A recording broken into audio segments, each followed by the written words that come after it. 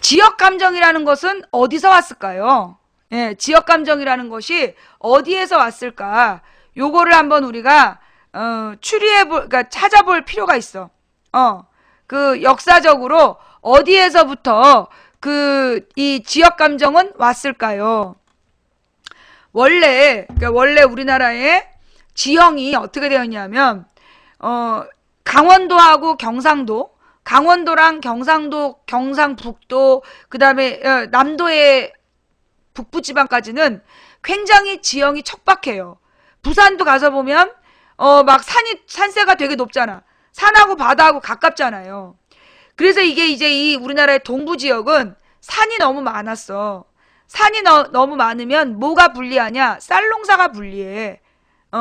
근데 이 쌀이라는 건 사실은 굉장히 좁은 공간에 많은 이 곡식을 맺어서 그 곡식으로 인구 부양 능력이 높은 곡식이에요. 높은 식물이에요. 그래서 이제 우리가 그러니까 주식으로 먹는 게 우리 쌀인데, 이게 경상도 지역은 쌀농사가, 강원도나 경상도 지역은 쌀농사하기가 별로 안 좋아요. 쌀농사는 기본적으로 물이 풍부해야 되고, 토지가 이렇게 좀 평야지대가 있어야 된단 말이야. 근데 이게 강원도나 이 경상북도 같은 경우에는 그렇게 물을 논에다가 이렇게 고여둘 수가 없는 거야. 다 지하로 흡수돼 버리기 때문에, 지대가 높아서. 그래서 이 강원도하고 경상도는 솔직히 이제 쌀농사가 그렇게 흔하지 않고 주로 밭농사를 중심으로 하는데, 이게 또 산이 험악하기 때문에 밭을 일굴 수 있는 공간이 굉장히 작아요.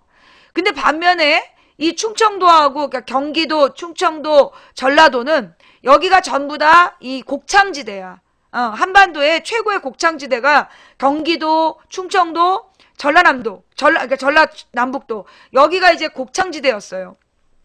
그러다 보니까 어떤 일이 벌어지냐면, 여기 이제 경상도는 이제 한양이 있었기 때문에 한양 주변은 주로 이제 관료들의 땅이야.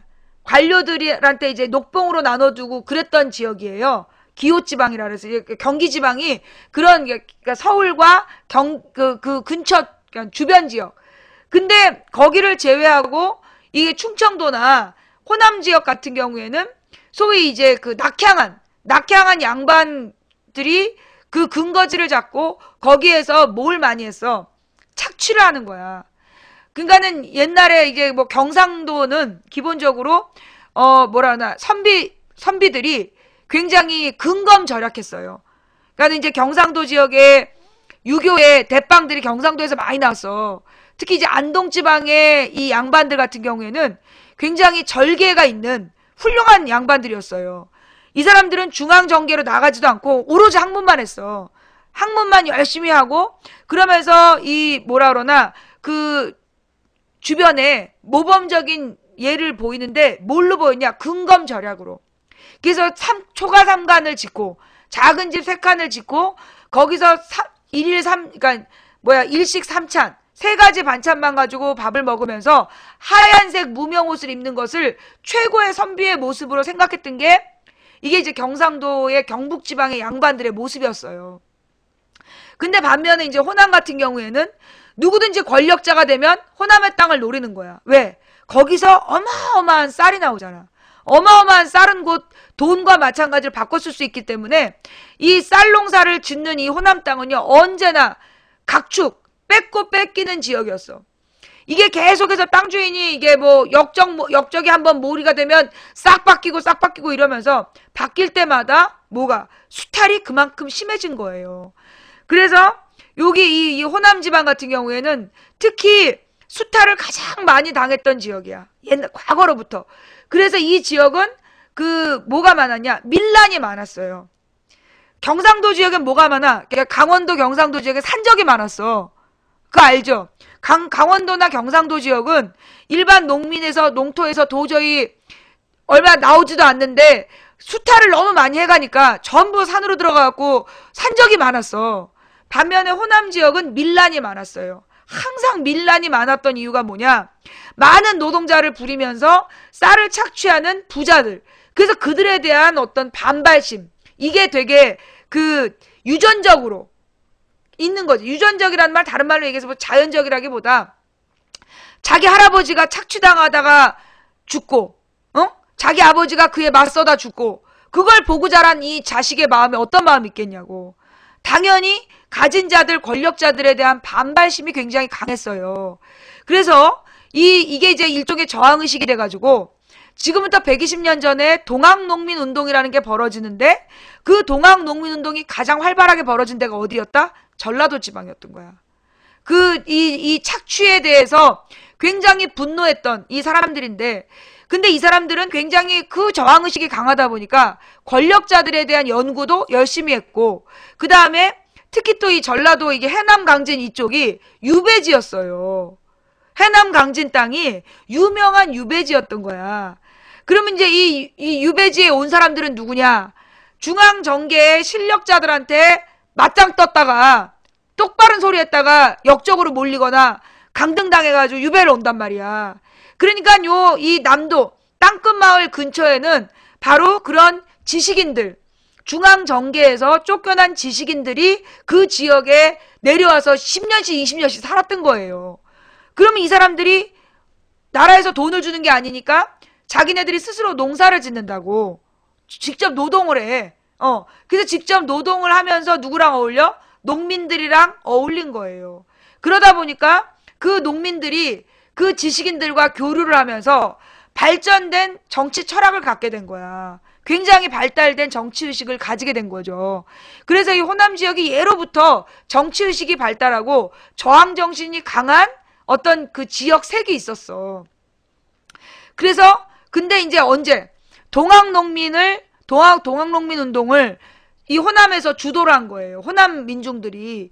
그리고 이 호남에서 동학난을 딱 동학농민 운동을 일으켰을 때 이 조선 정부는 그냥 손 놔버렸고, 일본도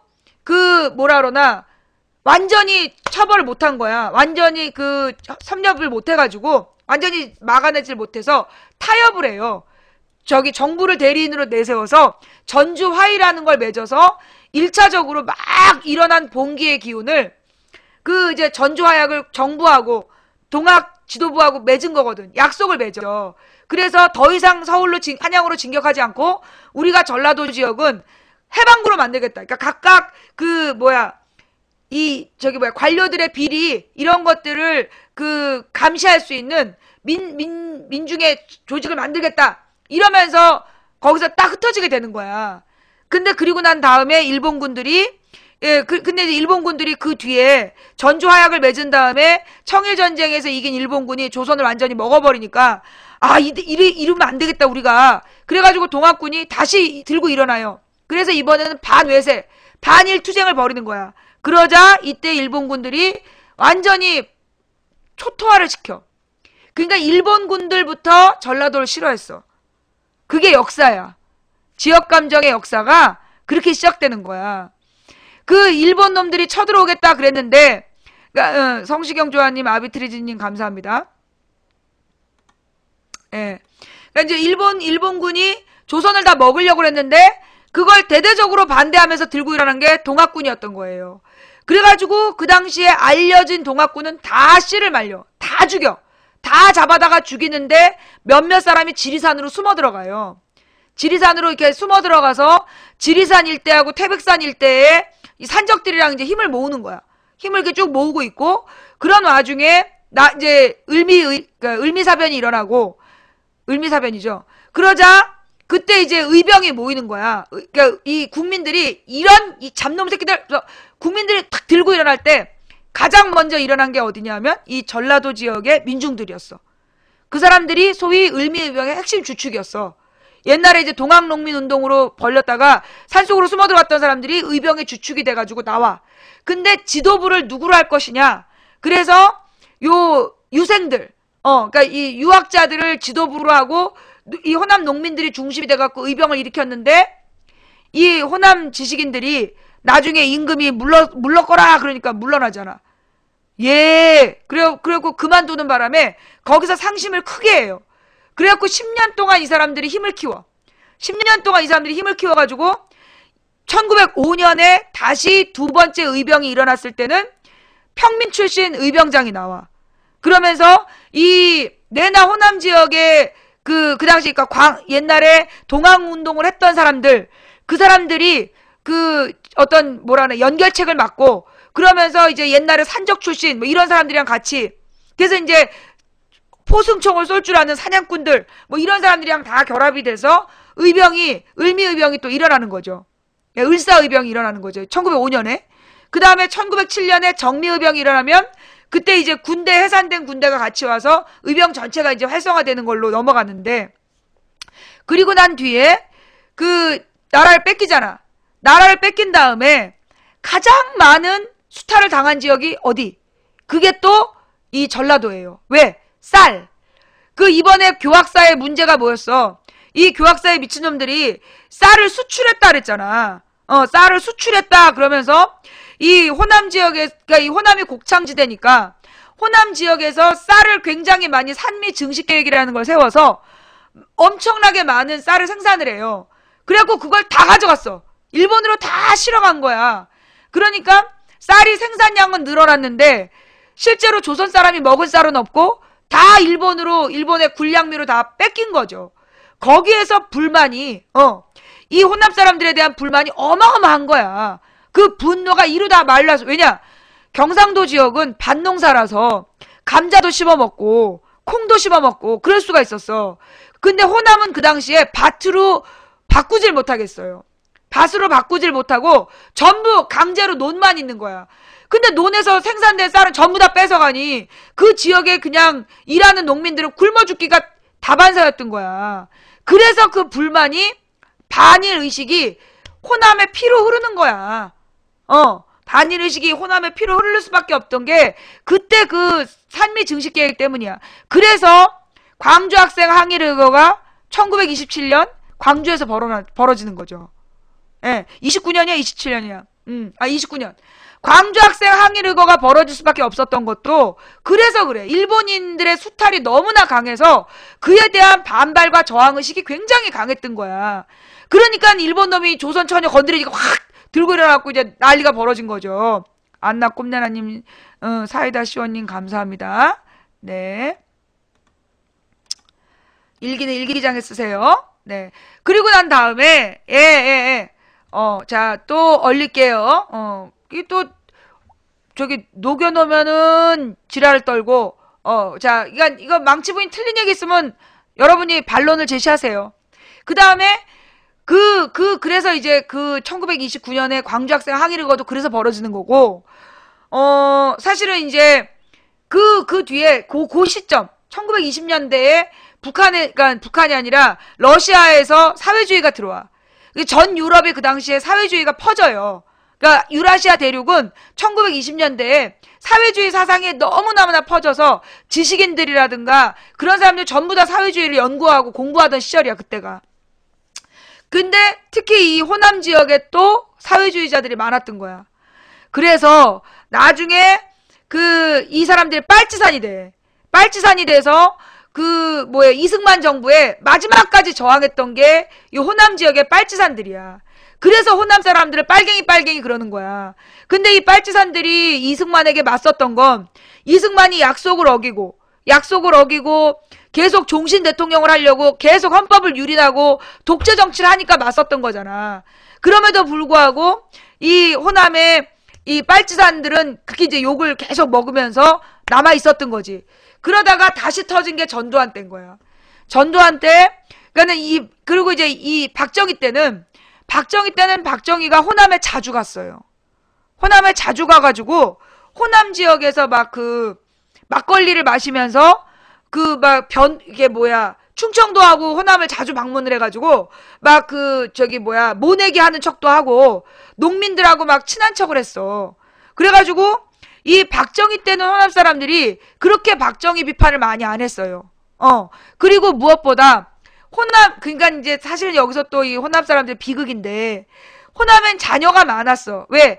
사람이고 노동력이기 때문에 호남 사람들이 아이들 되게 많이 낳은 거야. 11명, 9명, 7명 막 다 이렇게 많이 낳았어, 자식들을. 근데 이 자식들이 전부 다 언제? 박정희 때 도시로 가가지고 돈을 벌어와. 그래서 그 이전에 이승만 때까지 정말 쫄쫄 굶던 호남 농민들이 박정희 때 자기 자식들이 어떻게 번 돈인지 모르지만 돈을 보내주니까 그걸로 먹고 살게 된 거야.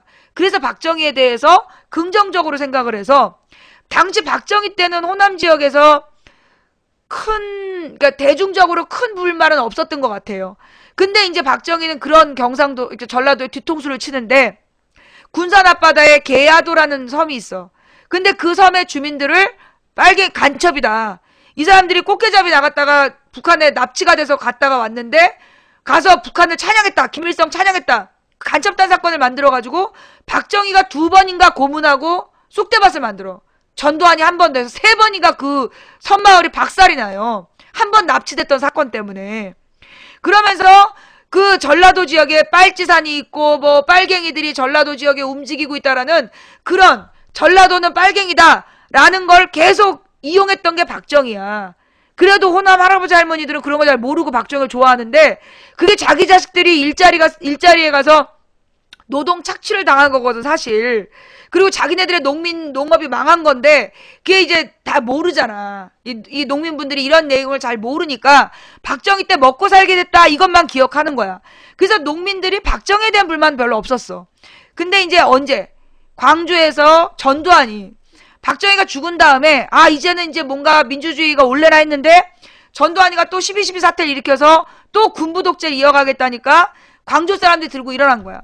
들고 일어나가지고 근데 사실은 그 당시에 서울, 광주, 대전, 대구, 부산, 마산 다 동시에 5월 17일 날 동시다발적으로 민주화운동이 시작이 됐어. 그랬는데 그때 그 전두환 군부에서 김대중과 그 자녀들 그 다음에 서울 지역에 있는 재야 인사들을 가택연금 그러니까 체포하거나 가택연금을 해버렸어. 그러면서 그 시위대한테 너네 발포하겠다 협박을 한 거야. 그래서 서울대 애들이 싹 시위를 포기해버리고 그러면 나머지 지역들도 전부 다 그 다음날 기가 죽어가지고 부산 마산도 전부 다 가라앉아버렸는데 광주의 대학생들이 너무 많이 시민들 본 앞에서 발가벗겨진 채 폭행을 당해. 거기 열받아가지고 5월 18일 날 대대적인 이 버스 기사들 택시 기사들이 주축이 돼서 반전두환 시위가 벌어지고 그런데 이제 거기서 막 그 열받은 사람들이 사고가 나고 그러면서 발포 명령이 내려지고 그러니까 발포 명령이 내려지니까 시민들도 자체 무장을 하고 그래서 무장하면서 이 계엄군하고 맞서는 그 27일까지 5월 18일부터 27일까지 열흘 동안의 투쟁이 시작이 되는 거죠. 그러다 결국 5월 27일에 모두가 다 27일인가 28일인가 광주의 그 도청 건물에서 마지막 저항군이 전부 다 잡혀 들어가면서 체포되면서 그 광주항쟁은 끝나게 돼요. 근데 그 과정을 사실은 전두환은 이거는 북한 그 간첩들이 광주 사람들을 꼬셔가지고 소요 사태를 일으켰다라고 대내외 보도를 했어. 그런데 그 당시에 이 모든 과정을 녹화했던 독일인 기자가 있었던 거야. 그냥 평범했던 광주 시민들이 어떻게 폭동을 일으키게 되고 폭동이 아니라 어떻게 폭력 시위를 하게 되고 어떻게 싸우다 죽게 됐는지를 전부 다 기록을 하게 돼요. 그래서 그게 푸른 눈의 목격자라는 그 다큐 프로도 나오게 됐는데 이 사람의 프로그램이 이 필름이 일본으로 빼돌려졌다가 독일에 가서 독일 공영방송을 타고 이게 방송에 나가. 그래가지고 전 세계에서 광주항쟁을 알게 된 거예요. 전 세계에서 광주항쟁을 알게 되고 전두환의 실체를 알게 되고 그런데 이제 전두환은 광주항쟁의 책임을 물어 김대중에게 그 사형 선고를 내려요. 그런데 그 김대중에게 사형 선고 내린 걸 알고 그 당시 요한 바오로 2세라는 그 교황이 편지를 보내 전두환한테. 그래서 김대중 씨를 살려달라. 그래가지고 전두환이가 그 편지를 받고 그 교황이 편지를 썼다는 얘기 전 세계가 다 안다는 얘기거든. 그러니까 어쩔 수 없이 사형 선고를 무기징역으로 바꾸고 나중에 다시 그 2번째인가 3번째에 가서 형량을 감형해갖고 풀어주게 되는 거야. 그래서 김대중 대통령이 미국으로 망명을 하는 거죠. 그때 미국으로 망명을 했는데 미국으로 이제 망명을 하게 되고 그래서 거기서 미국의 인맥을 쌓게 되고 미국 민주당 측에서 이제 김대중을 키워주는 거죠. 쭉 이제 뒷바라지도 해주고 이제 거기서 그 민주당과 또는 언론들 인맥들을 쫙 쌓게 되고 그렇게 되는 거야. 근데 이제 이 김대중이라는 인물이, 연두소나무님 감사합니다. 그 과정에서 박정희가 이제 맨 처음에 굉장히 인기가 좋았어요. 처음에 투표했을 때 99%인가 90% 이상의 지지를 받았어. 전국에서 박정희가. 왜냐하면 그때 4.19 혁명 이후에 그 윤보선 내각이, 윤보선 정권이 너무나 좀 그 분명한 성격을 못 드러내고 논란만 많았어. 논란이 왜 많았냐? 그러니까 이제 그 친일파를 어떻게 처결할 거냐? 친일파들을 어떻게, 어디까지, 누구까지 처벌할 거냐를 가지고 논쟁이 붙었는데, 약간 보수적인 성향의 민주당은 아주 나쁜 놈들만 본보기로 처벌하자라고 얘기했고, 그때 진보당에서는 아니다, 뿌리를 뽑아야 된다. 그래가지고 완전히 친일 부역자들을 철저히 그 파악을 해가지고 친일 청산법으로 완전히 재산 다 몰수하고 다 이제 중형에 처해야 된다, 이런 거야. 그래가지고 이제 이걸로 그러면 어디까지를 친일로 볼 거냐로 논란이 1년이 있어요. 그러다 보니까 이때 박정희가 쿠데타를 일으켜가지고 5.16 쿠데타를 일으켜갖고 장면 내각을 쫓아내잖아. 그지? 맞지? 윤보선 장면이었지?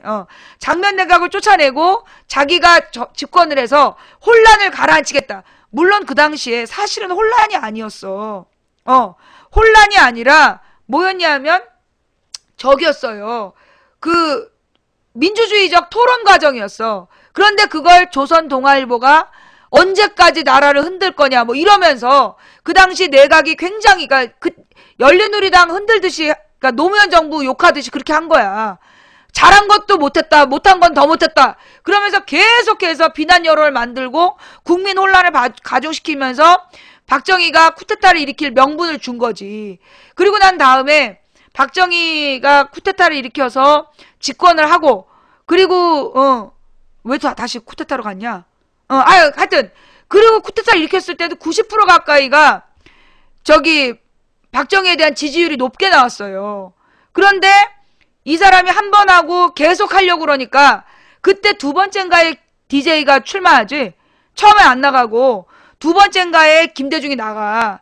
그래가지고 박정희하고 투표를 했는데 두 번째가 세 번째인가에서 거의 근소한 차이로 박정희가 이겼어. 근소한 차이로 이겼는데 그때 이제 부산 마산 지역에서 김대중 표가 더 나왔다더만. 김대중 표가 더 나왔대. 그래가지고 이 박정희가 깨달음을 얻는 거야. 아, 이제 선거는 더 이상 하지 않겠다. 그러면서 그때부터 김대중 빨갱이 새끼, 전라도는 빨갱이 동네, 그렇게 의식화 작업을 시작했다는 거예요. 그게 유신헌법 들어가면서 이제 전라도에 대한 이 차별이 시작되는 거죠. 그랬다가 전두환이, 그리고 나서 이제 박정희가 죽고 나서 전두환이 된 다음에 이게 나머지 지역으로 의식적으로 확대시킨 거야. 그러니까 전두환 세력이요, 은근히 뭘 잘하냐, 입소문을 내는 조직이 있어. 그러니까 그 당시에 민정당 아줌마라고 우리 동네에 맨날 왔다 갔다 아줌마가 있었는데, 선거 때만 되면 우산이니 뭐니 들고 다니면서 집집마다 돌리고 그랬다 아줌마야. 근데 이 아줌마가 왔다 가면 맨날 전라도 사람들 욕을 하는 거야. 전라도 사람들은 사기꾼이 많다, 흉악범이 많다, 그 다음에 뒤통수를 친다. 그러면서 전라도 사람들은 앞에서는 살살 잘하는 척 하지만 뒤돌아서면 아주 독한 사람들이다, 이러면서 전라도 사람들에 대한 안 좋은 얘기를, 우리 엄마가 그 당시에 그 얘기를 듣고 나면, 야, 너는 나중에 전라도 사람이랑 연애하면 안 된다. 아주 그냥 여자가 전라도 사람이랑 연애하면 인생 망친다. 이렇게 우리 엄마도 얘기하고, 그만큼 이제 지역 감정, 나도 그래서 전라도 사람들에 대한 굉장히 안 좋은 선입견을 갖고 있었어요. 그러니까 그게 전두환 때 대대적으로 전라도 사람들을 비하하고, 나쁘게 표현하는 입소문들이 있었던 거야. 그러다가 88년에 민주화 운동이 일어나고 88년 청문회를 통해 노무현이 광주 그 문제를 가지고 막 들이박잖아. 전두환 노태우를. 그래가지고 결국 이 사람들의 이 사람들이 내란 음모 혐의로 처벌을 받게 되고 사형 선고까지 받았다가 나중에 감형이 된다며. 나는 사형 선고 받은 줄 몰랐어. 무기징역이었다 감형 받은 애들이 처음에 이제 사형 선고를 내렸던 게 그게 최동욱 검사라는 거 아니야.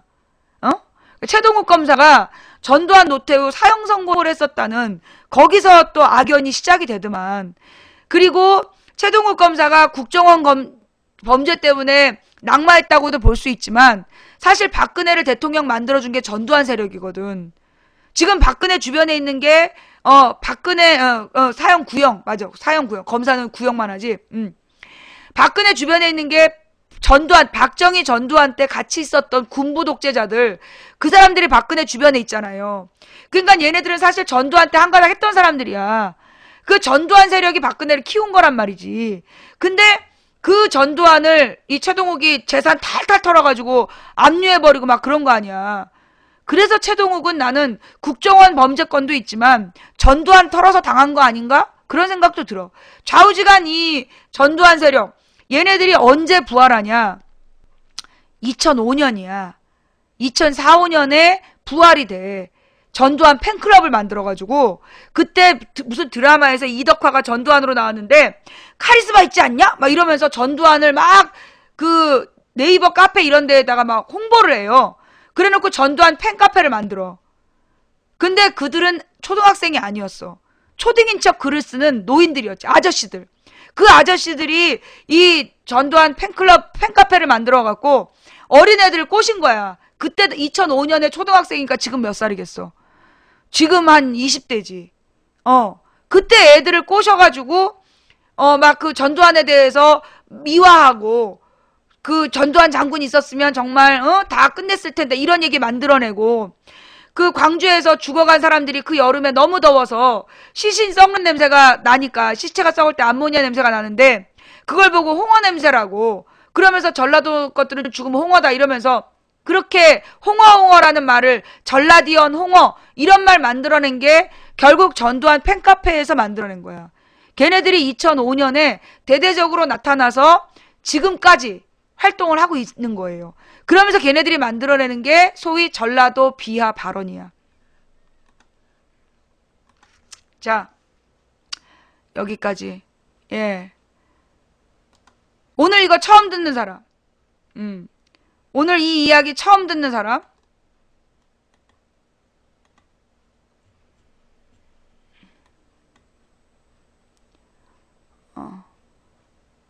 망찬님 감사합니다.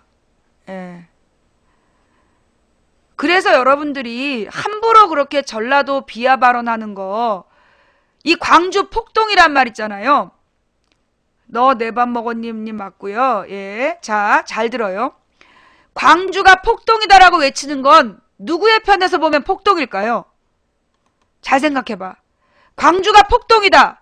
누구 입장에서 보면 폭동일까? 전두환 입장에서 보면 폭동이야. 전두환 입장에서 보면 폭동이고 국민의 입장에서 보면 민주적 저항이죠. 그죠? 예.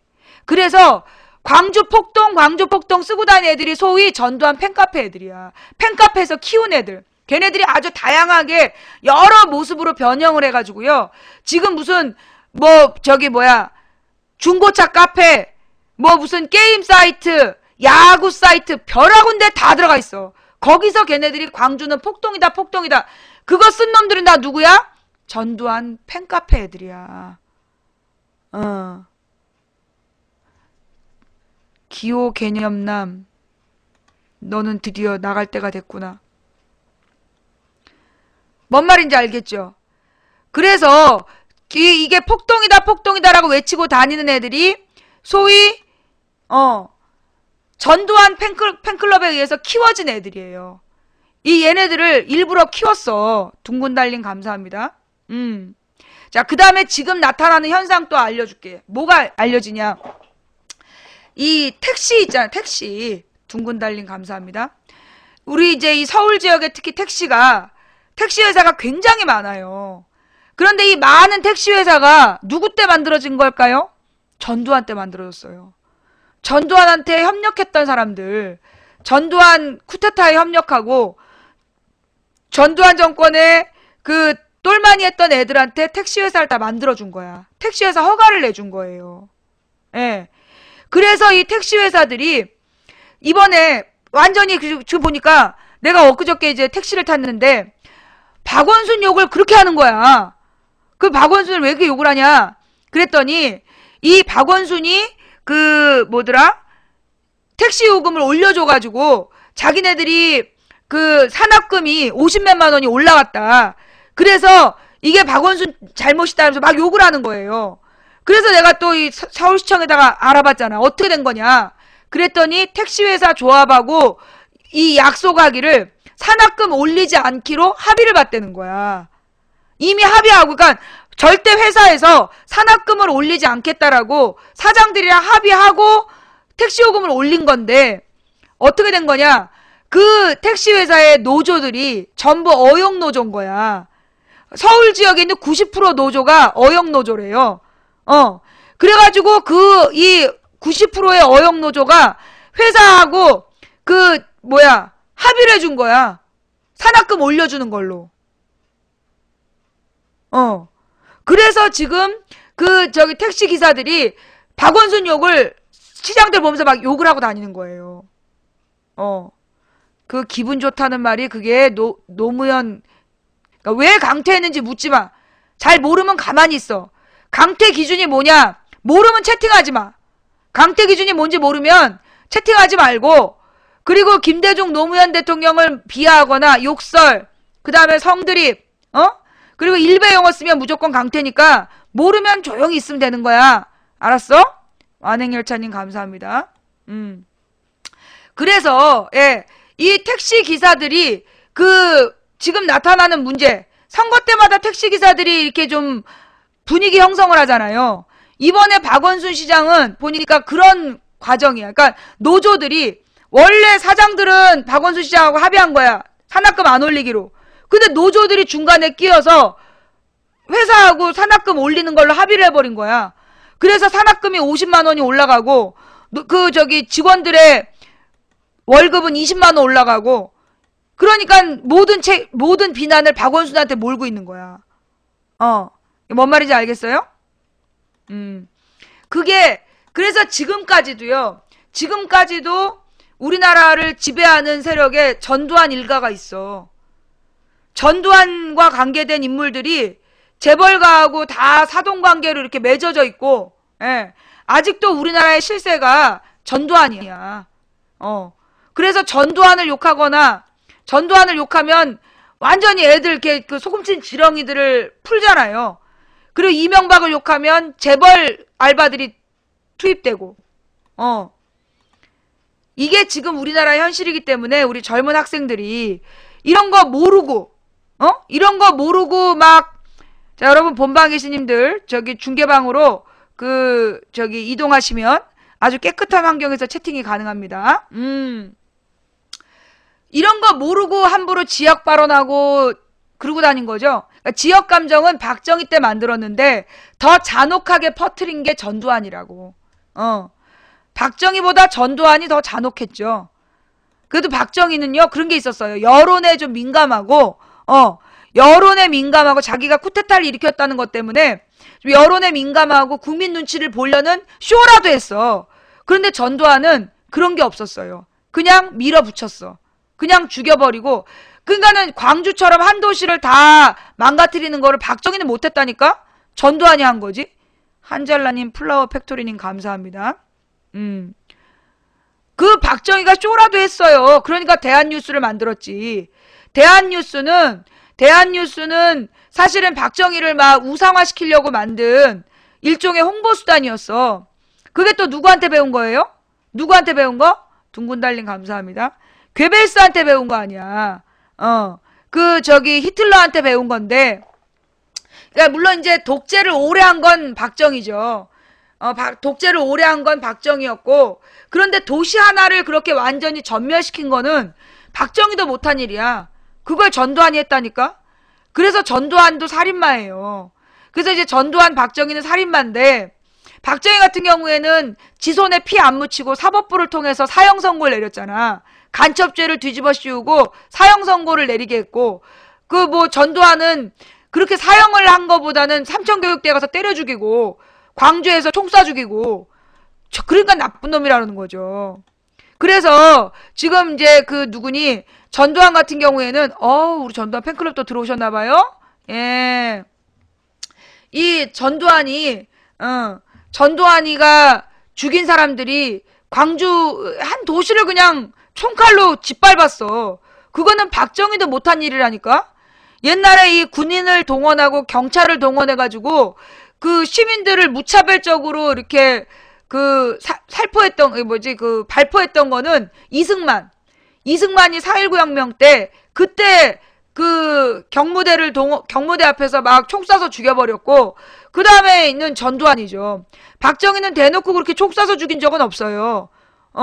잡아다가 고문을 해가지고 60일씩 70일씩 고문을 해가지고 간첩 자백을 하게 한 다음에 그 자백에 따라 사형을 시켰지.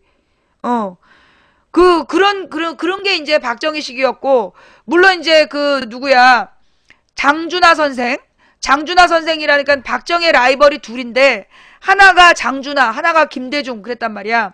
근데 이제 이 장준하 선생이 74년도에 죽을 때 등산 갔다가 발을 엇뜨려 굴러떨어져 죽었다라고 그렇게 이제까지 알고 있었잖아요. 근데 2012년 대선 직전에 해부를 유고를 이전하느라고 옮기다가 두개골이 동그랗게 깨진 게 발견이 됐잖아. 그거는 망치 같은 걸로 두들겨 맞아서 난 상처다.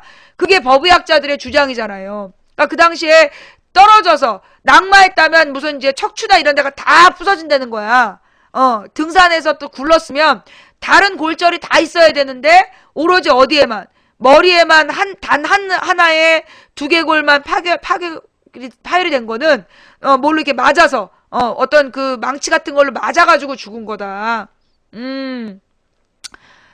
2005년 오마이뉴스 드라마 오공화국 힘입어 전두환 팬클럽 뜨나 기사도 났었어요.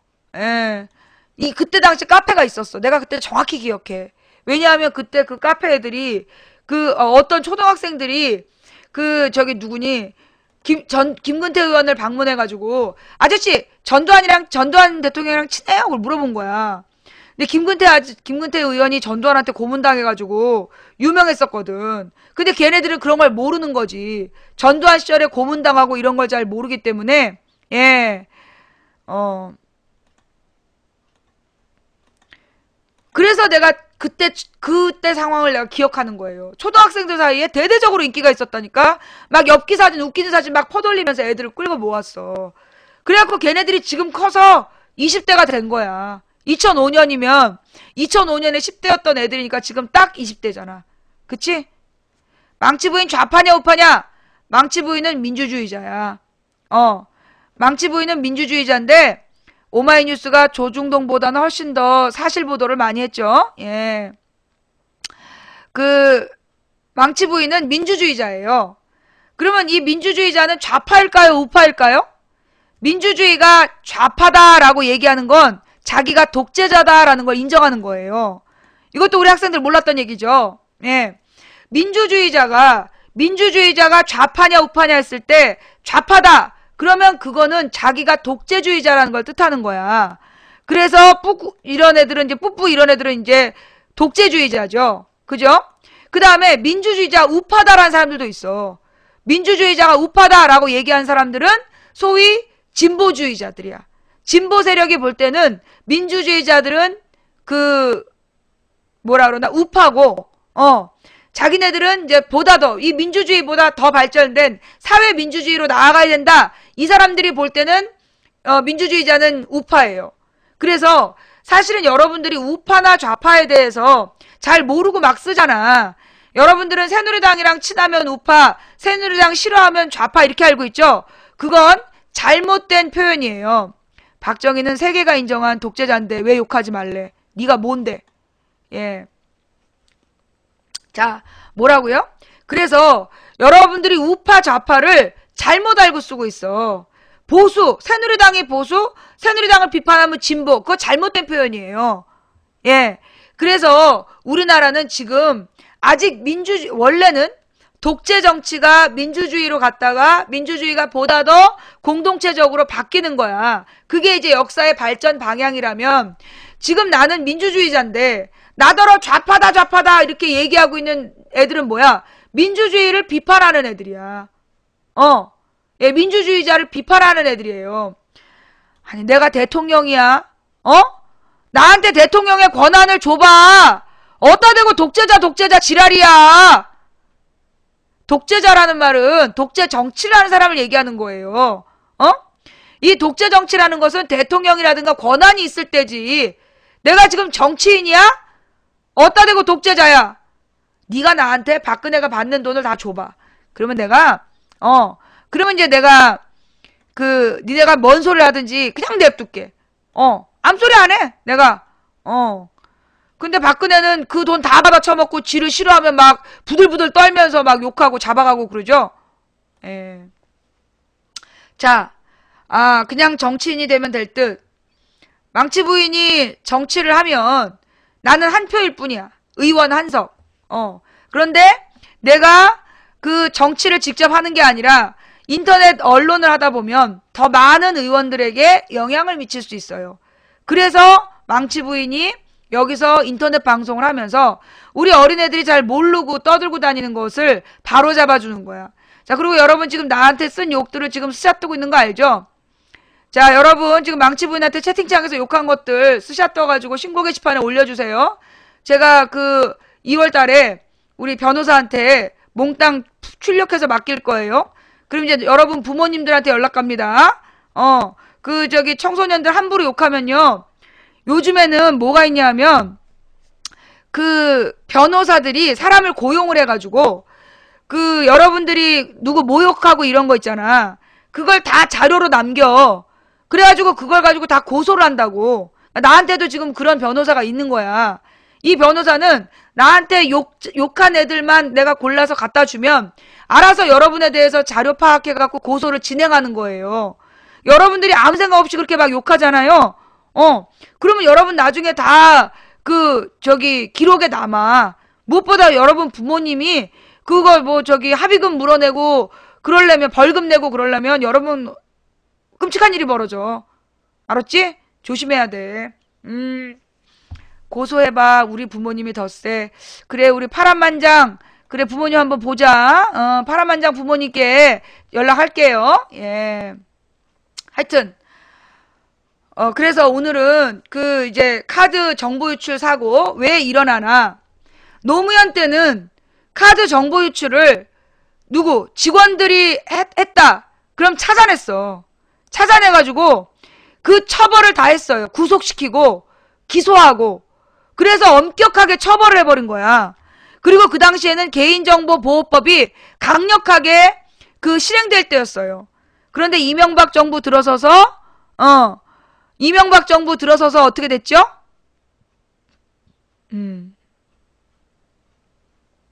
이명박 정부 들어서서 벌어진 일은 개인정보 유출 사고를 낸 사람들에 대해서 처벌을 하지 않았어.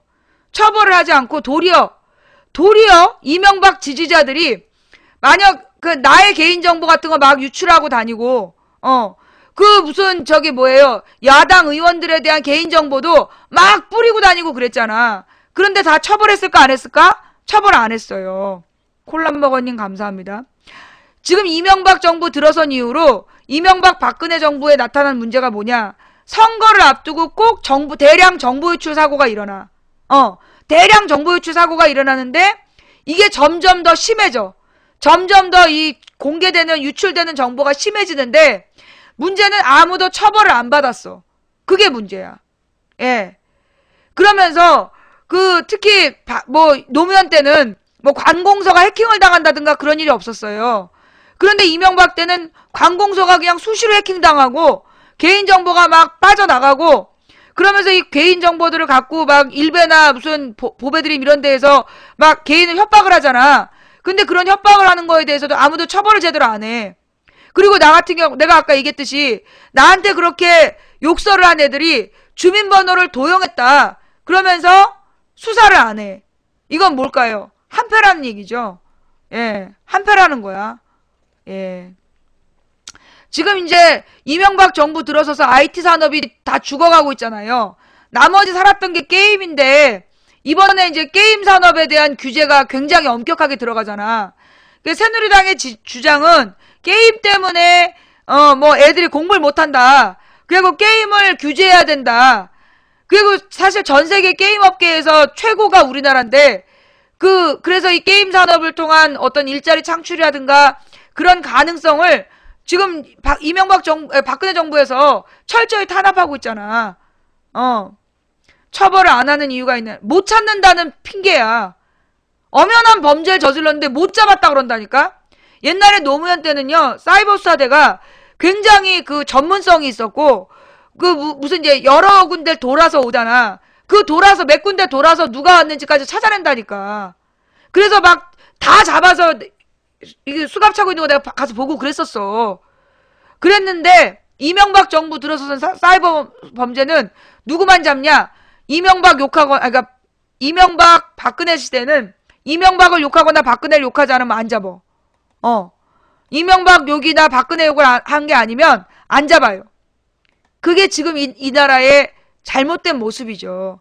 지들이 곧 기준이야. 지들이 곧 기준이고, 지네들을 욕하면 죄요. 자기네들을, 지지하면 죄가 없는 거야. 그러니까 이명박 박근혜 편들면서 모욕죄를 저질러도 처벌 안 해. 이게 지금 잘못된 거죠. 이렇게 잘못된 현상은 왜 벌어졌을까요? 국민들이, 그냥 친구들이 하니까 그냥 따라한 거. 김진표 봐. 무슨 말인지 모르고 따라했다. 그런 거 아니야. 노래 하나 할게요. 내가 하는 게 아니라, 그런 거 아니야. 노래 하나 할게요. 내가 하는 게 아니라, 노래를 듣고 간다는 얘기예요.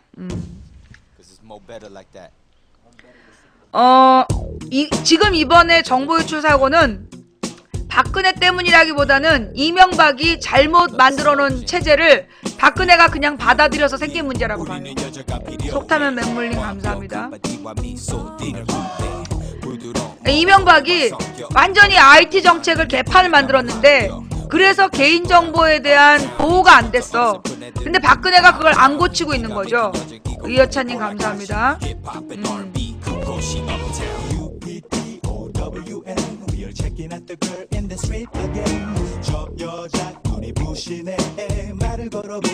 광야의 꿈님 감사합니다. 아니야, 나 이제 유튜브에 안 올려. 알쏭달쏭님, 차질장님 감사합니다. 즐거운씨님 감사합니다. 여비고님이 올리신다 그래서요, 유튜브용 자료 안 만들 거예요. 둥근달님 감사합니다. 마이 스타일이란 노래예요. 바바리로님 팬클럽까지 감사하고요. 근이모치님 감사하고요. 오가연님 감사합니다. 완행열차님, 돌고래님 감사합니다. 추천해주신 1853분께 감사드리고요. 아직 추천 안 하신 분들 섭섭합니다. 해킹으로 2년간 개인정보 6천만 건 유출. 좋은 기사가 났네요. 네. 함초롱이님, 푸르키냐님, 원초 영어떼기님 감사합니다.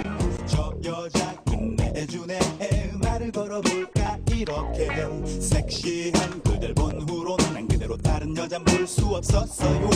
내 말을 믿어준다면. 2013년 뉴스인데요. 해킹으로 2년간 6천만 건이 유출됐대. 그럼 누가 처벌받았을까요? 예. 자, 이런 일이 벌어졌는데 최근 2년간 인터넷 해킹으로 주요 기업들은 개인정보 유출 건수 총 600만 건에 나타난다. 6,341만 7,100건에 이른다.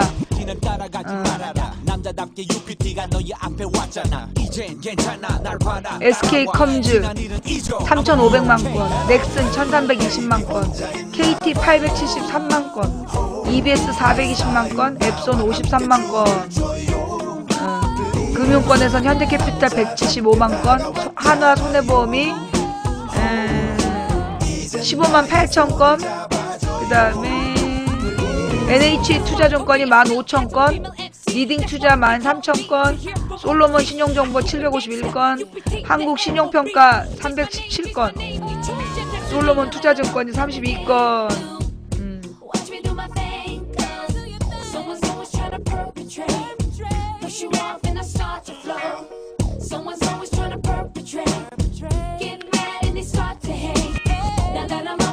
누구 처벌했다는 얘기 없죠? 맨 중국 IP, 북한 해커 이 얘기만 해. 아무도 처벌을 안 해.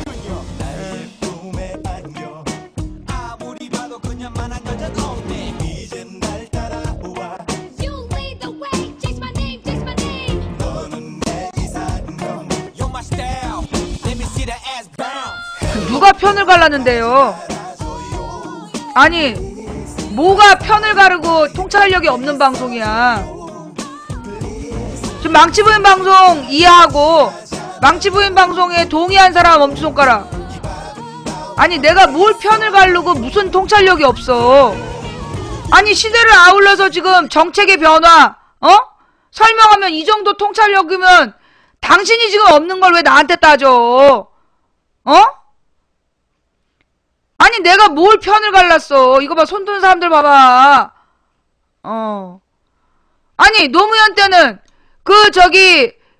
개인 회사에서 정보 유출한 거 범인 잡아갖고 구속시켰다. 근데 이명박 정부 들어서서 2년에 6천만 건씩 정보 유출이 돼도 아무도 책임을 안 진다. 그게 무슨 편가르기야. 팩트인데. 사실만 얘기하는데 그걸 갖고 무슨 편을 갈랐대. 아니, 뭐가 또 음모론이야. 있는 사실 그대로 얘기하는데 네가 모르면 음모론이란 편견을 버려. 아, 나 이거 진짜 이 또라이 새끼들 진짜.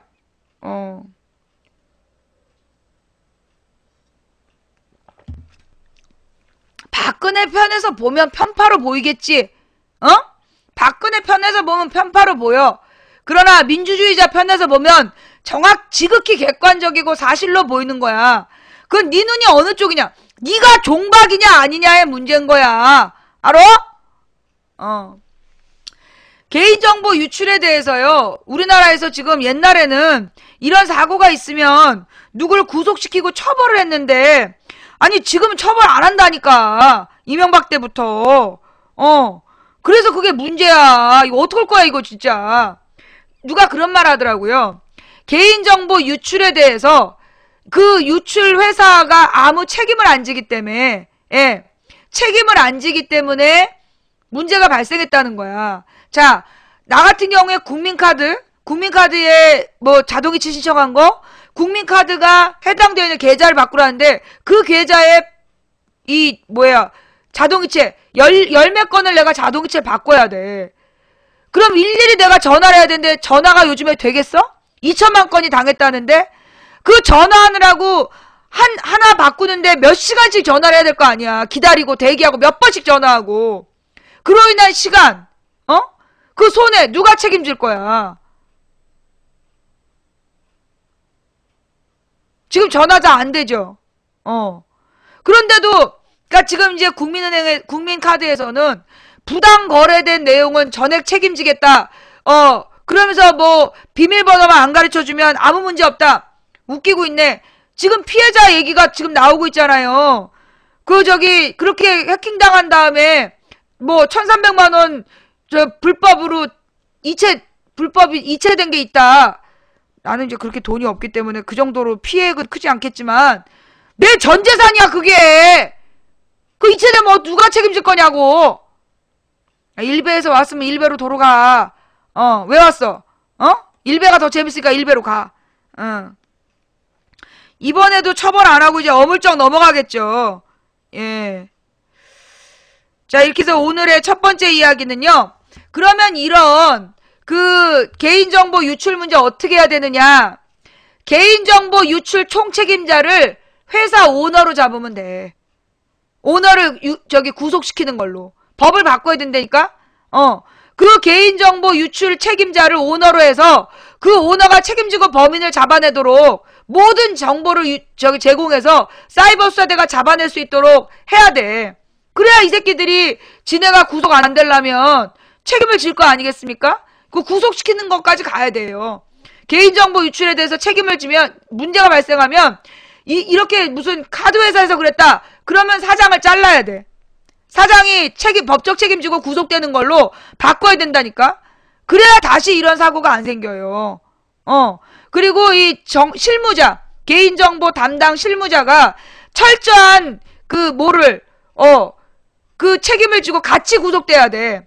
그래야 지가 구속 안 되려면 여러 가지 방어막을 띄우고 해킹이 안 당하도록 최선의 노력을 다하지 않겠어요? 그리고 국민들에게는 건당, 뭐에 대해서 이렇게 정보 유출이 됐던 피해자에 대해서는 앞으로 모든 수수료를 받지 않겠다. 나는 그래야 된다고 봐. 그래야 카드 회사들이 정신 차려서 다시는 이런 정보 유출을 안 하지. 모든 수수료 무료로 평생 서비스 하도록 해야 돼요. 예. 그래야 이게 우리나라가 왜 불량식품 문제라든가 그런 문제가 나와도 그게 빨리 해결이 안 되는 그러니까 계속 근본이 처벌이 안 되고 계속 반복되는 이유가 뭐냐? 벌금이 너무 약하기 때문이에요. 벌금이 너무나 약해서 차라리 그냥 걸리면 벌금 내지 뭐 이런 식이야. 그러니까 미국은 콜라먹어님 감사하고요. 미국은 어떤 문제가 터지잖아. 그러면 그 회사가 망할 만큼 책임을 지게 해. 그 회사가 망할 수밖에 없게끔 책임을 지게 해. 무한 책임을 지게 하는 거야. 그러니까 그 책임질 일을 안 하려고 최선의 노력을 다하는 거예요. 근데 우리나라는 너무나 이런 책임에 대한 정치인들부터 무책임하니까. 예. 정치인부터 무책임하기 때문에 기업가들에게 책임을 묻지 않는 걸 당연하게 생각하고 기업가들로부터 돈 받아 처먹은 국회의원들이 그 기업가들의 책임을 지는 법을 안 만드는 거죠. 지네들 다 한 팀이니까. 다 사돈이고 서로 다 연결되어 있으니 그 꼬라진 거지. 콜라먹어님, 존버무장님 감사합니다. 자, 그래서 이게 누구와? 이명박 노무현 시대의 차이점이었다. 그런데 이명박 박근혜 시대는 동급이다. 광야의 꿈님 감사합니다. 예. 자, 그럼 첫 번째 주제는 여기서 끝내고요. 예, 첫 번째 주제는 여기서 끝내고 노무현 정부 때도 옥션이 털렸다. 광야의 꿈님 감사합니다. 그거 갖고 와봐. 옥션 털린 거.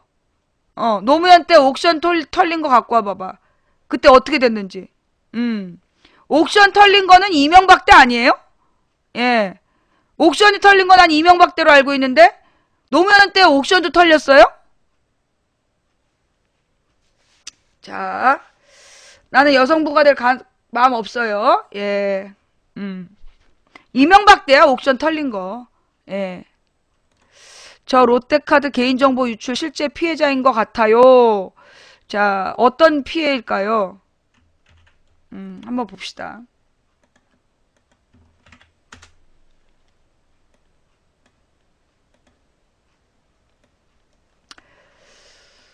어... 20일 오전 커뮤니티 사이트 뽐뿌의 카드 정보 유출 진짜 피해자는 넉넉히 있는 상황이라는 제목의 글이 올라왔다. 이 글을 올린 사람은 토요일 밤 9시 13분 2,000엔, 5,000엔 결제 문자가 오더라고요. 운전 중이라 바로 확인을 못하고 9시 20분에 문자 확인을 하고 우선 카드 정지를 시켜야겠다 생각이 들어 밖에 나와 있던 상황이라 인터넷 사용을 못해서 이상하다 싶어 바로 롯데카드 고객센터에 전화를 했다. 이어 9시 37분부터 본격적으로 결제 문자가 계속 들어오더라. 정말 짜증나서 미쳐버린 줄 알았다. 30분 넘게 고객센터 연결만 기다리다 결국 안되겠다 싶어서 전화를 끊고 휴대폰으로 인터넷 접속을 했더니 TV에서 뭔가 방송에 나왔는지 개인정보 유출이 검색어 도배가 되어 있더라고 전했다. 어머.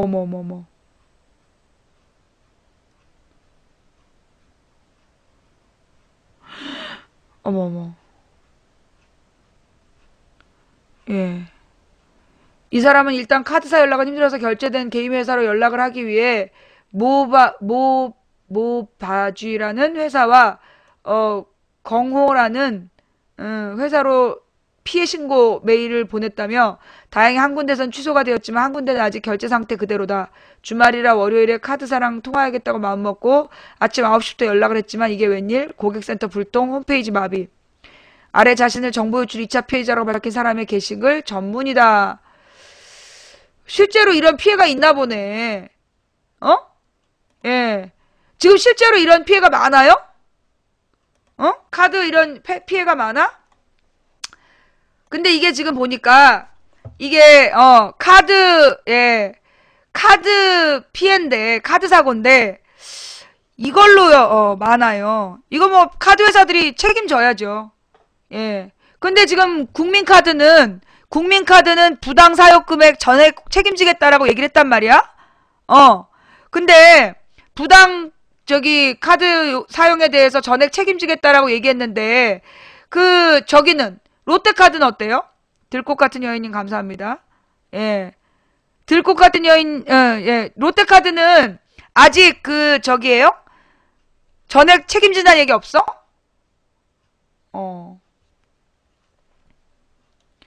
우리는 함께 읽는 뉴스라고요.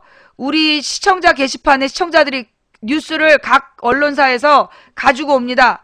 동아, 조선, 그리고 데일리 시리즈 문화일보 빼고, 예, 그러면 우리가 그 뉴스를 보고, 같이 이야기를 하죠. 예. 근데 이게 지금 함께 읽는 뉴스에 그러니까 이게 카드 사고가 터졌는데, 아니, 근데 오늘 아침까지는 실제 피해는 그렇게 없다. 실제로 이렇게 이번 사건에 피해가 없다. 이렇게 나오더니 아닌가 봐. 정보 유출 카드사 정신적 피해 보상도 검토 중이다. 자, 한번 볼게요.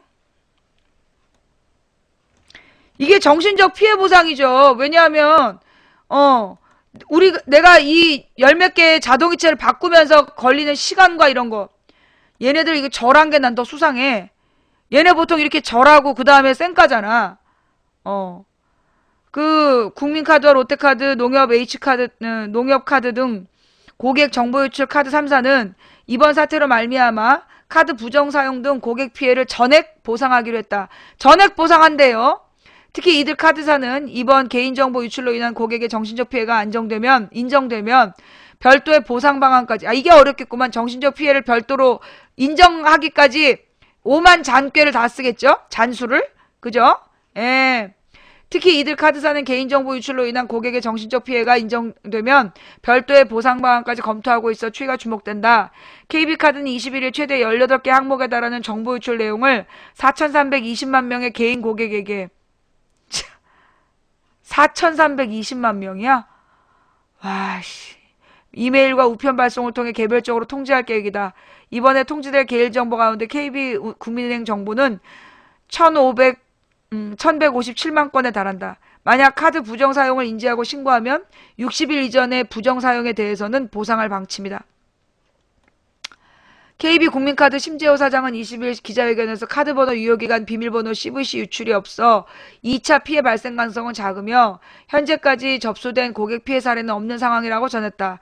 그러나 혹시 발생할 수 있는 피해 예방과 고객 불안 해소를 위해 일정 기간 카드의 승인 내용을 문자로 통보하는 서비스를 무료로 제공하고 희망 고객에 대한 카드 재발급 조치를 할 계획이다. 일정 기간 상품 권유 등 문자 메시지 발송과 전화 마케팅 업무도 중단하며 1,400명의 해당 인력을 해당 피해 예방센터와 상담부서로 전환 배치한다. 정보 유출과 관련 기존의 피해 예방센터와 콜센터로 국한됐던 채널은 국민카드, 국민은행 영업정, 국민카드 홈페이지 배너로 확대한다. 고객 피해 신고는 24시간 접수하고 카드 위변조에 대한 사고로 직접 피해가 발생하면 신속히 확인해 전액 보상할 예정이다. 롯데카드도 최대 12개 항목에 걸친 1760만 명분의 개인 고객 정보 유출에 발생할 수 있는 부정 사용 등 고객 피해를 전액 보상하고 SMS 서비스를 무료로 제공하기로 했다. 롯데카드는 지난 17일 오후 홈페이지에서 고객 개인별 유출 항목에 대한 직접 조회할 수 있도록 조치했고 이메일 서면을 통해 순차적으로 관련 사실을 통보 예정이다. 롯데카드 박상훈 사장은 2차 피해 방지를 위해 카드 승인 명세를 문자로 통보하는 SMS 무료 서비스는 지금부터 즉시 시행하겠다며 기존 유료 고객을 포함해 신청하는 모든 고객에게 제공하겠다고 밝혔다. 현재 31곳의 롯데백화점 안에 카드센터에서도 현장 상담을 진행하고 원하는 고객에게 비밀번호 변경과 카드 교체 발급을 진행 중이다. 아울러 24시간 운영 중인 콜센터 근무 인력은 기존보다 2배 확충하고 2배 확충하면 뭐하나 피해자가 수천만인데 2165만 명의 피해를 어떻게 그거 2배로 한다고 되겠어? 농협카드 피해 고객 가운데 이메일 정보가 없는 1722만 명의 고객에게는 우편으로 사실을 통지한다. 카드 고객 행복센터 안에 고객정보 유출 피해센터를 운영하고 비상근무 인원 240명 증원. 240명이 1700만을 어떻게 담당하냐고. 보이스피싱, 전자금융 사기나 기타 금전적 피해를 보면 피해 신고센터나 영업정에 신청서를 내면 된다. 홈페이지나 영업점에서 유출 여부와 항목을 안내받은 고객이 카드 정지, 탈회, 한도 하향을 요청하면 고객 의사에 따라 관련 민원을 신속히 처리하기로 했다. 농협카드는 전화나 SMS로 고객에게 피해 사실을 알려 보이스피싱과 스미싱으로 악용되는 상황이 나올 수 있다며 문자나 전화 통보는 자제하는 방향으로 가닥을 잡았다고 설명했다. 그래서 문자를 안 보내는구나. 스미싱 업체들이, 그러니까 스미싱 하는 놈들이 그 마치 은행에서 보내는 문자인 척 하면서 이렇게 돈 빼가는 짓을 할 수 있기 때문에. 자, 일단 뭐 카드사가 전액 보상을 한다니 두고 봅시다. 어떻게 처분하는지. 예. 일단 뉴스 볼게요. 아까 저 롯데카드 개인정보 유출 실제 피해자인 것 같아요 라는 거 봤고요. 안철수 지지자들 영향력 키우려 오유 일워 집단 가입? 이게 또 뭐야?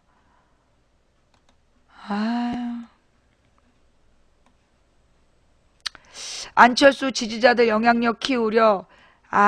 일워가 그런 거구만. 안철수 무소속 의원을 지지하는 인터넷 카페 안 의원을 위해 유명 누리집에 조직적으로 활동하자는 글이 올라와 논란이 일고 있다. 지난 19일 오전 6시께 안철수 의원 지지자들이 모인 인터넷 카페인 안철수와 함께 변화와 희망 자유 게시판에 안철수 지지자들의 협조가 필요합니다라는 글이 올라왔다. 글을 올린 닉네임 함께해요란 누리꾼은 요즘 인터넷에서 안철수 지지자들을 만나기가 하늘의 별 따기다. 지금쯤이면 한창 안철수 의원 새정치 열풍이 일어나고 안철수 지지자들의 움직임도 활발해져야 되는데 너무 조용하다며, 그래서 안철수 지지자라면 반드시 가입해서 활동해야 될 주요 사이트를 소개하니 관심 부탁한다라고 적었다. 이 누리꾼이 소개한 사이트는 오늘의 유머와 일간워스트, 정봉주와 미래 권력들이다. 특히 이 누리꾼은 오늘의 유머를 소개하면서 현재 정치권 여론 형성에 가장 큰 영향을 미치는 곳이라며 친노 지지자들이 거의 장악, 안 지지하는 극소수라고 안내했다. 특히 각종 이슈가 생길 때마다 바로바로 적극 대응이 필요한 곳인데 현재 무방비 상태다. 일간 워스트에 대해서는 향후 커질 가능성에 대비해 여론 동향 주목이라고 밝혔다. 정복주와 미래 권력들 소개할 때는 안철수 안티카페 노란 우체통 회원들이 이곳에 매일 안철수 의원을 비난하고 있다며 이렇게 험한 곳에도 극소수지만 안철수 의원을 지키기 위해 열심히 활동하고 있는 열혈 안지지자님들이 계심이라고 설명을 달았다. 이 글에 대해 그들이 그렇게 일베나 수국 꼴통들처럼 안철수를 욕하고 음해하는지 정말 모르겠어요. 그런 사람들 보면 야권연대나 단일화는 거의 불가능할 것 같기도 하고 라며 게시글에 공감한 댓글도 있었지만 대체 이 글 올린 목적이 뭐죠?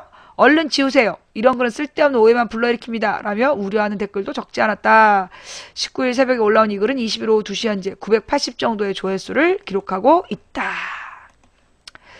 이게 인터넷 사이트를 이런 식으로 말이에요. 악용하려는 사람들이 있죠. 나는 그래서 그 일간 워스트인지 뭔지 별로야. 왠지 좀 냄새가 나. 그러니까 이게 또 이렇게 반짝 뜨는 사이트들이 가지고 있는 아픈 추억들이 있잖아. 그죠? 예. 그러니까 이게 지난번에 2012년에 미권스에 조직적으로 용역들이 들어가서, 여론을 조작을 했어. 그래가지고 민주당 경선 전에는 민주당 지도부 경선 직전까지 한명숙이 당대표 해야 된다고 지랄 연병을 하더니 딱 한명숙 당대표 된 다음에 한명숙으로는 안 된다. 계속 욕지거리 달고 그러면서 결국 민주당, 그러니까 지난 2012년 총선 말아먹는데 일조했잖아요. 그러니까 그러고 나서 이제 얘네들이 이번에 새로 그러니까 그리고 이제 오유를 막 키우고 있는 것 같아. 그러니까 근데 키웠다기보다 이제 오유에 사람들이 많이 모여 있고 오유가 가장 이렇게 지금 활동이 활발해. 그러니까 이제 오유하고 일간 워스트를 이제 쳐가지고 내가 볼 때 저거는 일간 워스트를 띄우려는 것 같아. 많이 알려지지도 않았는데 일간 워스트를 띄워서 뭔가 이게 또 지네들 지지 활동을 하려는 것 같아. 안중근 의사 기념관 개관, 일정부, 안중근은 테러리스트 강력 항의. 그래서 이게 YTN 뉴스에 나왔구나.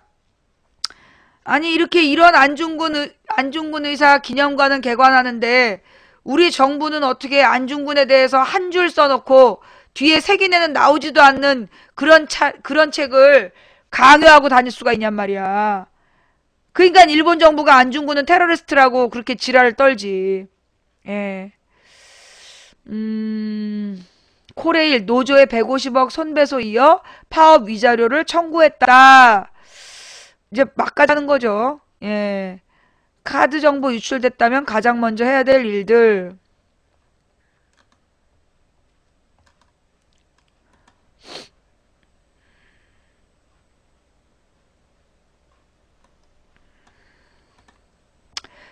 비밀번호 바꾸고, 재발급 신청, 보이스피싱 각별히 주의해야.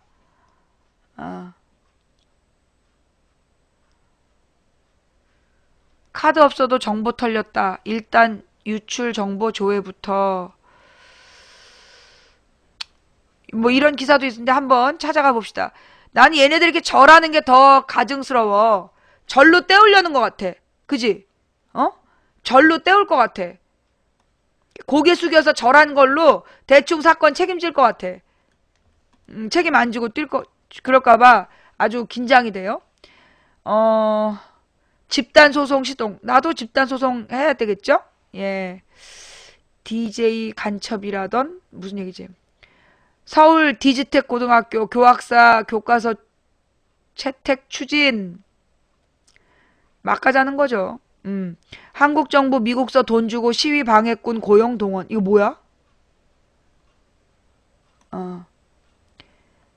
이 뉴스 어떤 건지 모르겠다. 정미용 서울시장 출마. 보수 우파 시민단체 지지의사 표명.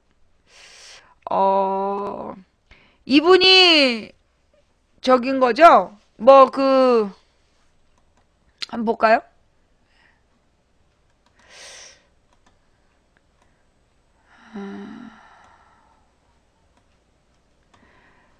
정미용 정의실현 국민연대 상임대표는 6.4 지방선거에 서울시장 후보로 출마하겠다 선언할 예정. 30여 개 이럴 때 보수 우파 이러면 안 돼. 하여튼 친박 시민단체 대표들이 이날 회견에 함께 참석해 정 상임대표에 대한 지지 의사를 밝힐 것으로 알려졌다. KBS 아나운서 출신인 정 상임대표는 초대 민선시장 조순 재임 시절 서울시 홍보담당관 의전비서관으로 일했고 현재 정엔 어소시에이츠 사장과 더 코칭그룹 대표를 맡고 있다. 정 상임대표는 트위터를 통해 극우 보수적 행보를 보여왔다. 지난해 자신의 트위터에 서울시장과 성남시장, 노원구청장을 종북 성향의 자치단체장들이다. 종북 성향의 자치단체장을 모두 기억해 내년 지방선거에 퇴출시켜야 한다고 했다가 논란을 불러일으켰다. 지난해 5월 윤창중 전 청와대 대변인의 방미 성추행 문제가 불거졌을 때 트위터에 윤 전 대변인께서는 허위사실 유포 확산하는 언론과 종북 세력을 모두 법적 처벌 및 민사배상 추진하시길 바란다. 사이비 언론 거짓말 유포하는 논객들을 걸러낼 기회라고 했으나 하루 만에 급심한 배신감을 느낀다. 그가 기자회견에서 거짓말했다는 게 거의 확실하다. 이 사건으로 이사회와 박근혜 정부가 받게 된 상처가 너무 커서 마음이 아프다고 입장을 바꾸기도 했다. 그렇군요. 예. 이런 사람이 출마한다면 역할은 딱 하나죠. 예, 지난번 선거 때 강용석이 했던 일. 예. 지난번 그 선거 때 강용석이 했던 일을 하겠다는 거 아니겠어요? 당선이 목표라기보다는 그럴 가능성이 좀 커 보이는데. 아니면 지금 새누리 후보가 저기 떨어질래나? 예. 또 안철수 정치 도의상 이번에는 서울시장 후보 양보받을 차례. 여기에 대한 네티즌 반응은 어때요? 누가 네티즌 반응 좀 갖고 와봐봐. 안철수 정치 도의상 이번에는 서울시장 후보 양보 받을 차례다. 진짜 이런 말 했어요? 자기 입으로?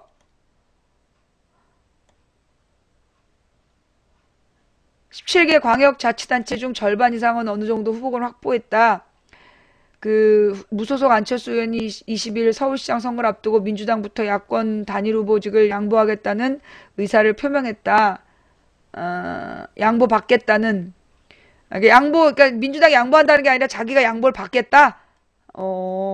안 의원은 조선일보와 인터뷰에서 서울시장 후보를 포함해 광역단체장 선거에 후보를 전부 내겠다는 입장이고, 이번에 서울시장 후보를 양보받을 차례 아니냐, 국민이 판단할 것이다, 정치 도의적이라고 말했다.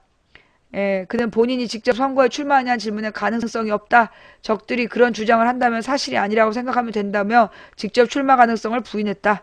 안 의원은 또 여러 사람이 만나고 있다. 이르면 2월 초, 늦어도 3월까지는 지방선거 후보들이 나올 것이라며 새누리당이나 민주당과 비교하면 훨씬 열악하지만 많은 좋은 분을 만나서 최대의 결과를 내려고 준비하고 있다고 지방선거 대응 방침을 밝혔다. 그는 이어 세종시를 포함한 17개 광역단체 중 가장 가능성 있는 후보가 여러 명 있는 곳도 있고 아직 못 찾은 지역도 있다며, 그러나 절반 이상은 어느 정도 후보군이 확보돼 있다고 지방선거 준비 상황을 소개했다. 안 의원은 기초자치단체장 기초의회 선거와 관련해서 우리가 기준과 자격을 정하고 거기에 맞는 분이면 출마시킬 거다. 기존 정당에 버림받은 후보들이나 삼류라는 평도 있다는 지적에 대해 그렇게 해서 우리가 승리하면 그쪽에 더 망신을 당할 것이라고 일침을 가했다. 신당 창당권에 관해서 선거용 정당을 만들 생각 없다. 처음에 제대로 만들어야 100년 정당을 간다. 정치권의 개헌 논의에 선거 전의 개헌 논의는 분산되는 것으로 바람직하지 않다. 야권 재편을 추진하겠다는 민주당 김한길 대표 주장에 우리 목표는 야권 재편이 아니라 대한민국 정치 전체의 틀을 바꾸는 것이라고 의견을 드러냈다. 그 외 윤여준 씨가 옛날에 이거 얘기한 거 있지 않아요? 안철수 후보 사퇴 선언하기 전에 이미 사퇴 결심 서 있었다. 그 기사 좀 갖고 와봐.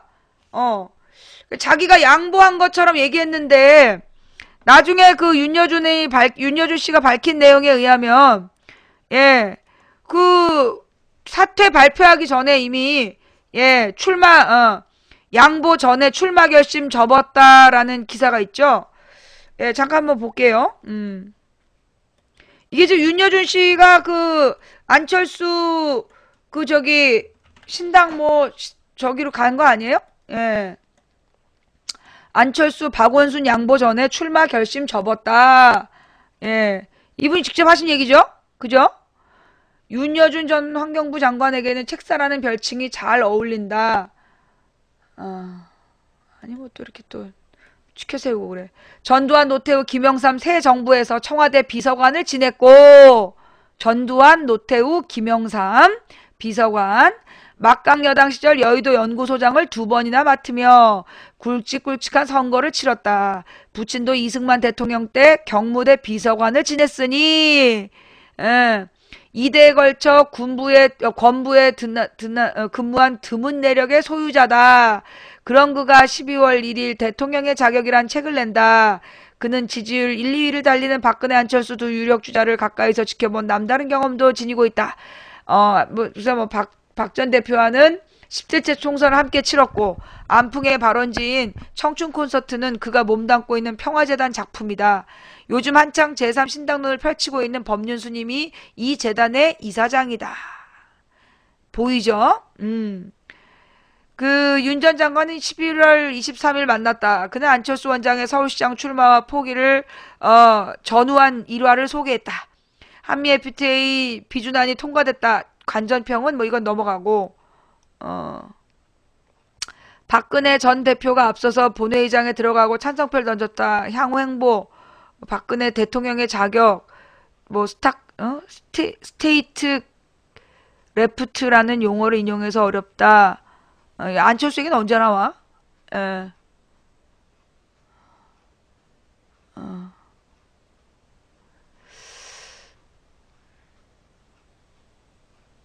앞서 안철수 현상을 언급했는데 넉 달 전도 안 원장을 옆에서 지켜본 소감이 궁금하다. 당시 안 원장은 정치는 생각해본 적이 없다. 체질에 안 맞다고 계속 얘기했다. 하지만 우리가 함께한 청춘 콘서트 그 전에 안 원장이 대학을 돌며 진행했던 특강과는 성격이 좀 다르다. 대상을 청년층으로 확대해 캠퍼스 밖에서 하는 것이라 어찌 보면 정치성, 사회성이 더 높아졌고 정치적 메시지도 적지 않았다. 본인은 정치와 무관하다고 하지만 내가 보기에 이미 정치행위다. 그래서 이 사람은 과연 정치적 소양이 있나 없나 그걸 알아보고 이런저런 탐색을 했는데 어떤 때 보면 있는 것 같다가 아닌 것 같다 하는 생각이 들어 참 판단하기 어렵더라. 정치적 소양이 있다는 건 어떤 때 느꼈냐? 한국 사회가 이대로는 안 된다. 총체적인 개혁이 필요하다. 나도 지식인의 한 사람으로서 나서야 한다는 의식을 갖고 있는 것이나 뭐 모순을 찾아내서 신랄하게 비판한 걸 보면 그렇다. 근데 현실 정치는 자연과학을 전공한 사람의 방법으로 접근할 때 난감하다. 예를 들어 어떤 정치적인 현상을 갖고 판단할 때 당시 판단의 근거가 뭐냐? 수치로 얘기해라. 이러는 식이다. 내가 정치는 나온 수치를 가지고 하는 게 아니다. 상황이 주어지길 기다리는 게 아니라 만들어야 한다고 하면 납득을 못 하더라. 그건 정치적 소양이 없는 거다. 판단하기 어려웠다. 정치할 생각이 없다면서 서울시장은 왜 나오겠다고 했나? 서울시장은 정치가 아니라 행정이라고 생각할 수도 있다. 하지만 그건 오판이다. 선거로 선출된 자리가 어떻게 행정일 수 있겠나? 게다가 의회를 상대하고 시민을 설득하고 하는데 서울시장 하겠다는 걸 미리 상의했나? 다른 걸 논의하기 위해 회의한 자리에서 불쑥 얘기를 꺼냈다. 저 서울시장 하면 안 됩니까? 라고. 나는 가볍게 받아들여 뭐하러 하냐? 당초 하려고 했던 활동이 중요하다. 에너지만 분산된다 그랬는데 본인이 하고 싶다는 표현을 하도 강하게 해서 당락 여부를 대략 따져보고 다시 얘기했다. 물적 기반이 없어서 장기전은 안 되고 단기전이면 가능하다. 그래도 여야가 확장 가능성은 없지만 뿌리가 깊어 이기려면 투성이가 되어야 되는데 왜 굳이 리스크를 지려고 하느냐 하며 말렸는데 그래도 하겠다고 하더라. 그래서 그럼 선거 치러본 사람은 나밖에 없으니 천상 내가 준비할 수밖에 없다. 빨리 결심해서 발표해라. 질질 끄는 건 시민에 대한 예의가 아니다라고 했다. 그런데 2, 3일 뒤에 못하겠다고 하더라. 아버지가 결사 반대한다고 하신다고. 참나 그런 것도 안 따져봤나 싶더라. 언론에 출마 검토 기사가 난 후에 접은 것인가. 시장 나가겠다고 한 건 8월 29일 밤이고 기사가 나온 건 9월 1일. 못하겠다고 한 건 9월 2일인가 그렇다. 아침에 통화로 그랬다. 그러면 박원순 변호사에게 후보직을 양보하기 전에 이미 출마를 접었다는 얘긴가? 그 경위는 잘 모르겠는데 안 교수가 시장직 안 나서기로 한 걸 단순하게 생각하는 것 같길래 이렇게 얘기했다. 이렇게 발칵 엎어놓고 안 하겠다고 하면 장난하는 것도 아니고 하니까 빠지더라도 명분이 있어야 된다. 박 변호사가 정당 후보가 아니라 시민 후보라는 전제에서 그 사람에게 양보하고 빠지면 그래도 명분이 서는데 그냥 안 한다고 하면 장난이고 시민의 비난이 온다. 라고. 후보직을 양보한다는 아이디어가 결국 윤 전 장관한테 나왔다는 건데 내부 회의체가 있어 끊임없이 얘기를 했으니 의사가 전달됐다. 하지만 그것 때문에 그랬는지 그 전부터 그랬는지 난 알 길이 없다. 네. 회의 참석자가 누구냐? 여러 단인데 제일 소수가 모이는 게 법륜, 나 안교수다. 박경철 원장이 들어올 때도 있고 아닐 때도 있다. 그러니까 법륜, 안철수, 윤여준 이 사람들이 이제 뭐 핵심이었다는 얘기네요. 외부 자문할 일이 있으면 김종인 전 수석, 예, 최상용 교수, 어, 서울시장 출마 얘기가 안 나왔으면 당초 하려던 했던 일은 뭔가, 뭐 나머지는 관심도 없고요. 예, 어, 뭔데 민주주의 얘길? 뭐 어떻길래? 민주주의 길이 어딨어? 어. 민주주의의 길이 누구야? 어딨어? 누가? 어. 얘가 우리나라 종북이래? 어. 그럼 새누리는 뭐니? 북한 따라서 국정교과서 하자라는 새누리는 뭐야? 네. 자, 보시니까 어떻게 감이 오죠? 예. 안철수라는 사람에 대해서 종북이 뭐냐면 밥값 깎아달라 그랬는데 안 깎아주면 박근혜 빠들이 붙이는 닉네임이야. 신경 쓸 필요 없는 내용이에요. 네. 네. 변리바바와 600인의 고기도적이라고 그런 사건이 있었어. 고기 먹고 300만 원 밥값 깎아달라 했는데 안 깎아주니까 종북식당 이렇게 그랬다는 얘기가 있어.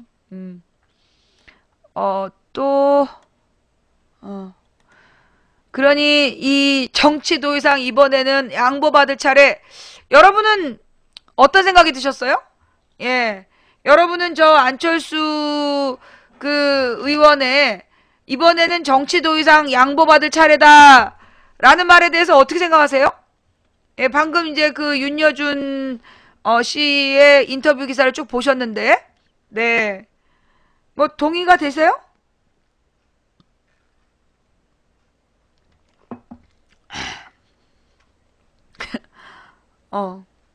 난 아무 말 안 했어.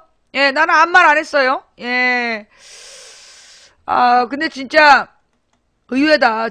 직접 자기 입으로 저렇게 얘기할 수도 있구나. 예.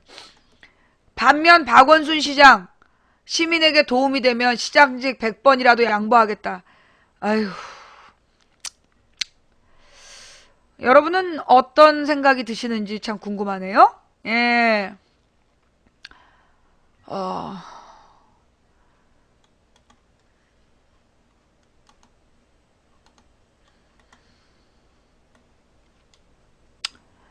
박원순 서울시장이 20일 시민들에게 도움이 되는 일이라면 안철수 의원에게 100번이라도 양보해야 한다고 말했다. 박 시장은 문화방송 라디오 신동호와 시선집중에 출연해 서울시장을 안철수 의원 쪽으로 양보할 의향이 있느냐는 물음에 자꾸 언론에서 안철수 의원과 나를 이간을 시키려고 여러 가지 노력을 많이 한다. 하지만 안 의원이나 저나 기존 정치권에서 보는 시각, 정치공학적 관점과 다른 생각을 갖고 있다. 기존 정치적 시각과 다른 일이 벌어질 수 있다 생각한다면서 이렇게 말했다. 또 그동안의 시정이 오세훈 전 시장 지우기 아니었냐는 물음에 채무 20조 원 중 3조 원을 이미 줄였고 그 연말까지 7조 원 정도 더 줄일 계획이다. 또 임대주택은 8만 호를 지었고 지하철 9호선 재구조화하면서 3조 2천억 원의 세금을 아꼈다면서 세빛 둥둥섬 해결, 심야버스 도입, 또 환자 안심병원 확대, 서울시민 복지기준선 제정 등의 성과를 들어 자신이 한 일에 적은 게 아니었다고 강조했다. 중앙정부와 무상보육 재원부담 책임 여부를 두고 벌어진 논란에 대해서는 복지는 경제협력개발기구 국가 기준에 우리가 꼴찌다. 더 가야 된다. 그런데 문제는 예산인데 보편적인 복지, 전 국민에 해당하는 예산은 중앙정부가 부담하는 게 맞다. 철학과 원칙의 문제라고 말했다. 그는 아울러 경찰청 사업에 대해 선거하고 아무런 상관이 없는 일이라며 임기가 5개월이나 남았다. 하루하루 자고 우면하지 않고 시정에 올인해야 되는데 자꾸 옆에서 흔드는 분들이 많다면서 예산 낭비 논란이 일었던 경전철 사업에 대한 정치적인 해석을 경계했다. 판단은 유권자가 해야죠. 예, 스스로 지금 벌어지는 일을 보고 스스로 판단들 잘 하셔야 될 듯 합니다. 네, 나는 내가 하고 싶은 말 하면 고소하겠죠? 쟤네들이 막 고소해갖고 내가 특정 후보를 편들었다고 지랄 연명을 할 거기 때문에 나는 뭐 특별한 얘기는 안 하고 나는 그냥 신문 기사만 읽었어. 그지? 나는 신문 기사만 읽었어. 그 쓸데없는 애들한테 신경 쓰지 마시고요. 망치 부이나 봐. 저것들 다 내 눈에 띄고 싶어서 그래. 이게 망치 부인 눈에 한번 띄고 싶어서 저런 개지랄들 하는 거니까 신경 쓰지 말고. 네네. 네. 나는 신문 기사만 읽었다. 난 절대 누구에게 유리하게 얘기 안 했어. 그죠? 배고프하님 감사하고요. 그 다음에 또 독일 내란음모 사건과 공산당 해산은 나치 부역자들의 반대 세력 제거 작전이었다. 안철수 이번에는 이건 아까 본 얘기고 최연애가 추천한 후임 알고 보니 사돈. 웬일이니? 김영관 최연애 총선 출마 때 선대본부 맡아. 야, 이거 완전 다 털리네 최연애는. 그러니까는 가만 보면요. 내가 그랬잖아. 새누리당에서 사람을 쓰는 방법이 좀 바른 말하고 그랬던 사람을 전면에 내세워서 똥치우게 시키는 거야. 노조 탄압하고 왜 악역 있잖아. 악역 손에 피 묻히는 악역을 막 시켜. 그 다음에 과감하게 버리는 거야. 참 대단해. 이 최연애 이 사람도 그 코레일 사장 되기 전에는 민영화 반대하고 그렇게 좀 사람답게 살더니 딱 하는 짓이 이렇잖아요. 예. 완전히 이제 최연애는 재기불능 아닌가? 참여정부 의료 영리화 정책 추진 사과한다. 그 참여정부에서도 의료 영리화가 분명히 추진이 됐고요. 그래서 그걸 제가 비판했었고요. 그래서 제가 욕을 많이 먹었어요. 노무현 대통령 지지자들한테. 예. 서울시장으로 아무것도 남기고 싶지 않다. 이건 뭐 박원순 시장 얘기겠죠? 아닌가? 둥근 달님 감사하고요.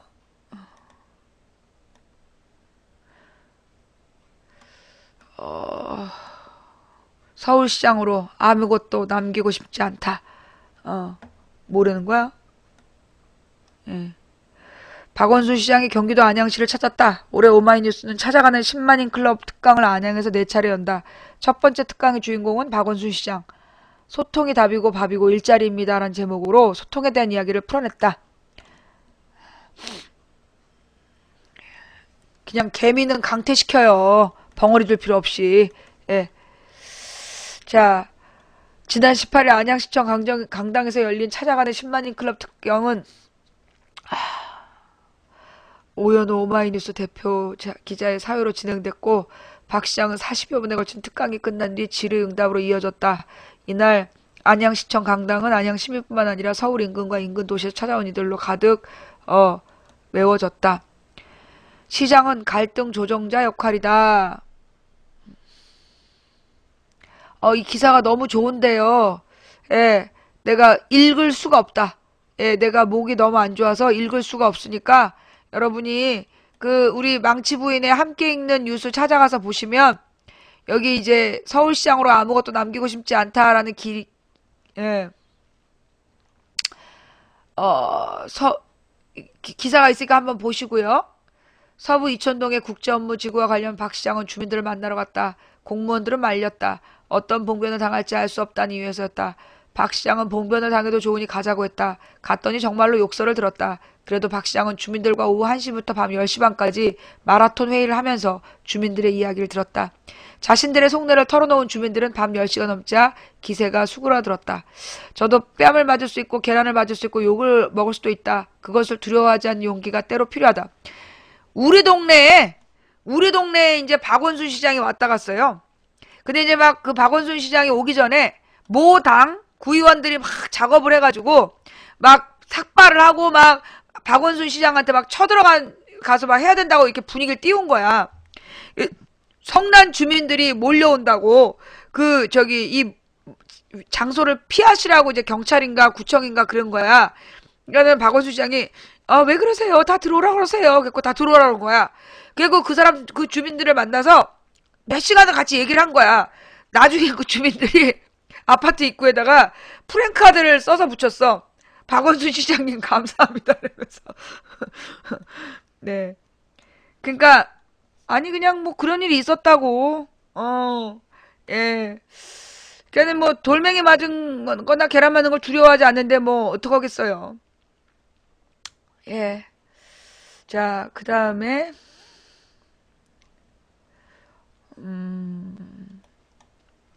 이거는 저기 19일 뉴스구나. 근데 이건 한번 봐야 되겠더라, 이 뉴스는. 예.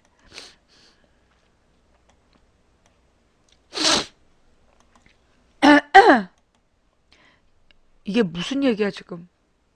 서울교육청 토론회 충격으로 병원 찾은 고3 16 김수경 학생. 누가 이랬다는 거야, 얘한테? 예? 아니, 계란 맞을 각오로 가서 안 맞았다고. 토론자로 앉아있는데 X년이라는 욕설이 들리더라고요. 학교 가서 공부나 하라는 말은 예사였고요. 나중에 어떤 분은 토론석을 향해 입 닥쳐 찢어버리겠다는 말까지 했어요. 겁이 났어요. 지난 11일 오후 서울시 교육청위원 서울학생인권조례 개정안 토론회에 토론자로 참석했던 김수경 양. 그는 토론회 욕설 사건이 벌어진 뒤 일주일이 지났는데 아직도 충격에서 빠져나오지 못한 것처럼 보였다. 요런 거 저기 고소되는 거 아닌가? 공식적인 자리에서 이렇게 하면 이거 고소될 것 같은데? 17일 오후 3시 서울교육청 민원실에서 만난 김양은 무엇보다 실망스러운 것은 학생을 토론자로 불러놓고 교육청이 보수단체들의 욕설과 협박에 대해 가만히 있었다는 것이라며. 이거 교육청 이거 청장에 물러나야 되겠구만. 이후 멘붕에 빠졌다고 털어놨다. 그는 이 토론회가 끝난 뒤 소화가 되지 않아 지난 13일쯤 병원에 갔는데 신경성 위염이라는 우리 딸도 이런 거 아니야. 우리 딸도 그 충격 먹고 신경성 위염 걸렸었잖아. 지난 10일 서울 서대문구 농협 아트홀에서 진행된 당시 토론회에는 서울시 교육청이 섭외한 7명의 토론 발제자가 참석했다. 그런데 김양은 유일한 학생이었다. 그는 교육청이 100명으로 구성한 학생참여단의 대표로 토론석에 앉을 수 있었다. 당시 토론회에 김양과 함께 토론자로 참석했던 백영래 서울학생인권위원회 부위원장은 지난 16일 페이스북에 올린 글에서 당시 첫 토론자인 학생참여단 김수경 씨가 학생인권 조례 개정을 반대하는 입장으로 교육청을 비판하자 극우단체 회원들이 아가리를 찢어버리겠다는 등의 야유와 폭언을 해댔다고 상황을 전했다. 그러면서 배 부위원장은 이런 토론회가 진행됐는데도 서울시 교육청의 문제나 극우단체들의 폭력 행위에 대한 보도는 찾아보기 힘들었다고 아쉬워했다. 다음은 지난 17일 김양과 벌인 인터뷰 내용이다. 이 자리에 서울시 교육청 학생 참여단 부대표를 맡고 있는 장우선 양과 서준영 군도 함께 했다. 이거 고소해야 되는 거 아니야? 어? 예. 이거 고소가 될 것 같은데 이런 행동은 이거 형사 고소가 안 되면 안 되지. 아니 이거 이런 일을 당했는데 이거 형사 고소가 안 됩니까? 이거 법적으로 좀 검토해봐서 이거는 이거 사진도 있는 거 아니에요? 네. 이거는 고소해야 돼요. 고소해서 이거 법원에 왔다 갔다 하게 고생 좀 하게 해야 돼. 예. 아유, 이거 어떡하냐 미안해서. 학교 가서 공부나 입 닥쳐 찢어버린다는 소리 들었다. 그리고 X년이라는 욕설 소리도 들었다. 이래서 학생 인권 조례가 필요한 것이구나 하는 생각을 했다. 막 돌아다니면서 우리들 앞에 와서 소리 지르는 분도 있었다. 겁이 났다. 이거 다른 나라에선 이렇게 하면 어떻게 되지? 예? 다른 나라에서 만약에 이런 일이 벌어졌으면 이거 어떤 처벌을 받는지 한번 조사해 봅시다. 예. 이거 다른 나라에서 만약에 어린 학생한테 이렇게 이 어른들이 나타나서 이런 짓을 했다. 그러면 어떤 일들이 벌어지는지 한번 조사를 해가지고요. 이거는 교육청장이 이거 책임져야 될 문제 아닌가? 그러니까 선진국에서 어떻게 처벌하는지, 예, 그렇게 처벌 안 할 거면 OECD 탈퇴를 해야지. 이거는요, 그냥 단순 모욕죄가 아니야. 이게 발제자인데, 발제자한테 저렇게 욕설을 하는 거는 업무방해에도 해당이 되고요. 그 다음에 이게 일종의 행사잖아. 행사를 방해한 거는 더 가중처벌이 돼요. 예. 이거는 정말 있을 수 없는 일이 벌어진 거야. 지금 이해가 안 되는 건 당시에 토론회를 주관한 곳이 교육청이 아니었나. 학생들이 협박을 당하고 있는데 교육청 분들은 뭘 했냐. 교육청의 학생인권부서 과장과 국장이 맨 앞자리에 앉아있었는데 가만히 있었다. 욕설과 협박 뒤 경찰까지 출동했는데도 토론 내내 가만히 있었다. 잘라야 되겠네. 이 사람들도 이거 직위 해제해야죠. 그죠? 예. 이거 직위 해제해야 될 것 같아요. 그죠? 예. 토론장에서 학생에게 욕이나 협박을 하지 말라는 안내방송도 하지 않았나. 그런 거 없었다. 학생 인권을 떠나 학생을 보호해야 되는 교육청인데 정말 실망스러웠다. 말 그대로 멘붕이었다. 이런 교육청장을 그냥 용인한다면 우리 아이들이 이런 취급을 받는다는 거 아니겠어요? 이거는 학부모들이 이거 널리 알려야 될 것 같은데 이거 지금 학부모들이 많이 알아요, 이 사실을? 예. 이 학부모들이 이 사건 많이 알아요? 이거 진짜 널리 알려야 될 것 같은데?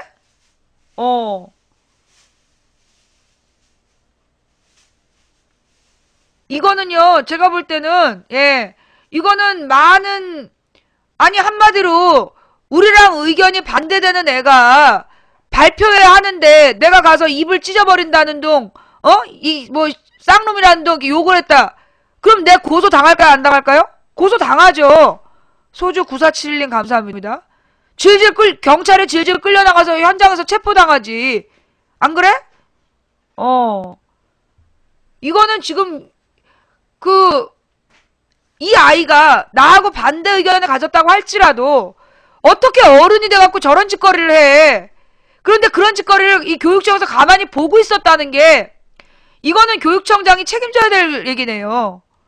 예, 알찬 한방님 감사합니다.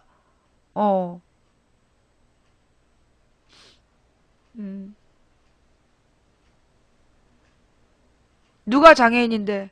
리퀴드, 네가 장애인이야? 일기는 일기장에 가서 쓰세요. 예. 네. 하여튼 이 애가요, 이래서 얘가 이제 정신적 충격을 먹었잖아. 이게 저 신경성 위험에다가 정신과 치료까지 받잖아요? 이러면 이거 고소 대상으로요. 저기 양형이 올라가요. 토론회 뒤에 소화가 안 됐다. 속이 체한 것 같기도 하고 13일쯤 병원에 찾아가서 신경성 위험이란 진단을 받았다. 같이 참여한 학생들 반응 어땠냐? 전체 200명의 참석자 가운데 40명 정도 있었다. 토론회를 본 친구들은 원래 토론회에서 폭력도 제지하지 않는 것이라고 말하기도 했다. 그도 그럴 것이 토론 내용을 못 들을 정도로 시끄러웠는데 이를 교육청이 제대로 정리하지 못했으니까.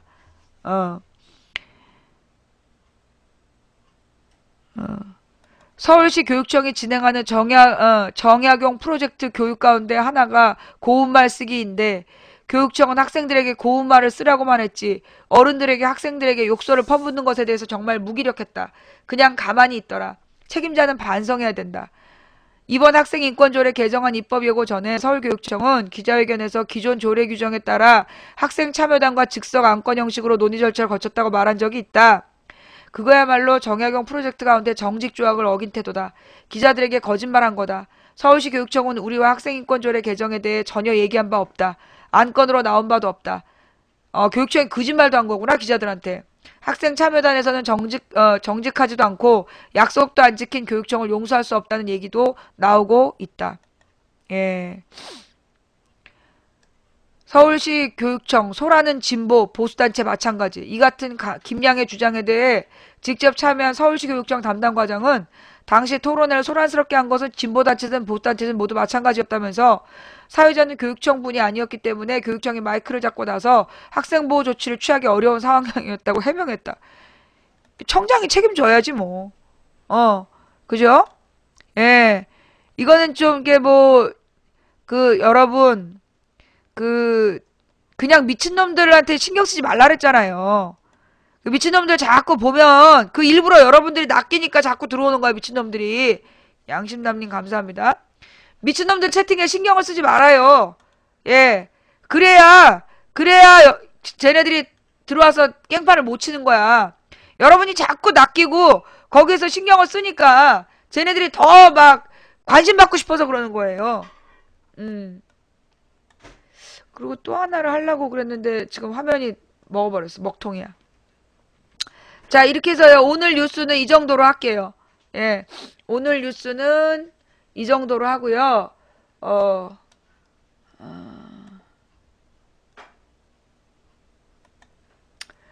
DJ가 간첩이라던 채널A 한가히 놔두는 방통위도 없애야죠. 예. 손경익 농협카드 사장 사퇴, 고객 정보 유출 책임, 세게 나오는데요. 내 남편 강제 부검한 정병두가 대법관 후보라니. 이게 또 뭐야?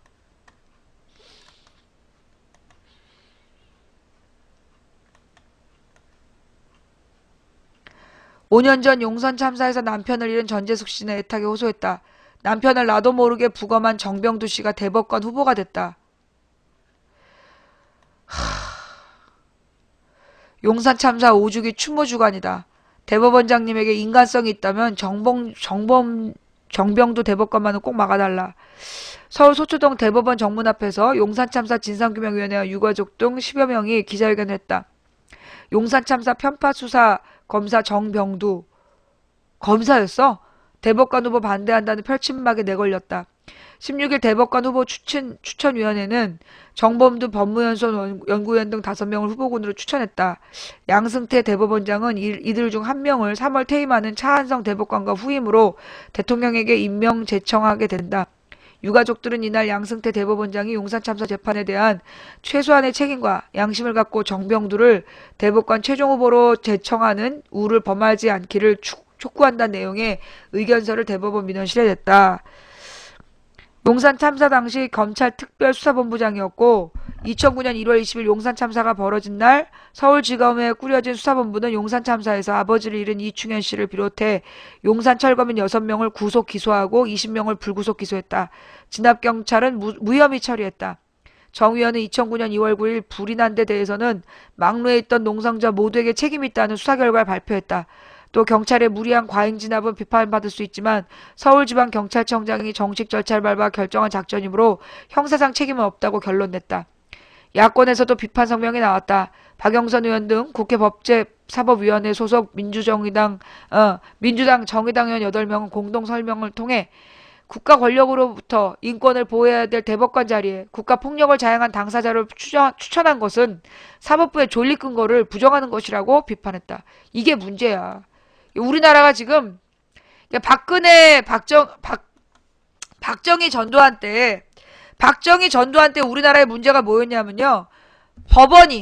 사법부가 법과 정의를 따지지 않고 박정희의 뜻에 따라 사형 선고를 막 내렸던 거야.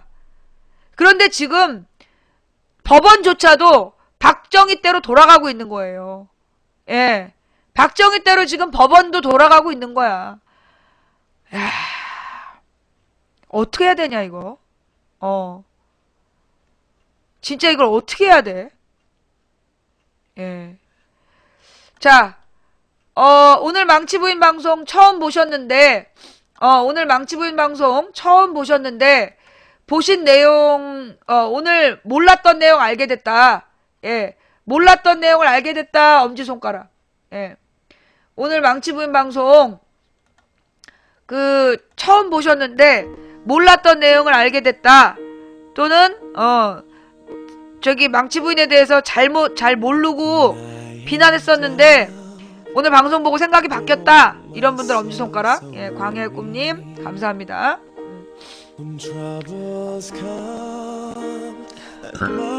알바마왕님, 콜라먹어님 감사합니다. 예. 우리 팬들은 또 왜 들어? 나에 대해서 안 좋게 생각했는데 지금 생각이 바뀌었어? 아니면 새로운 사실을 알게 됐어? 국민TV 무기맘님 감사합니다. 누가 좌점이야? 네 왼발의 무좀은 깨끗이 씻으면 나아져.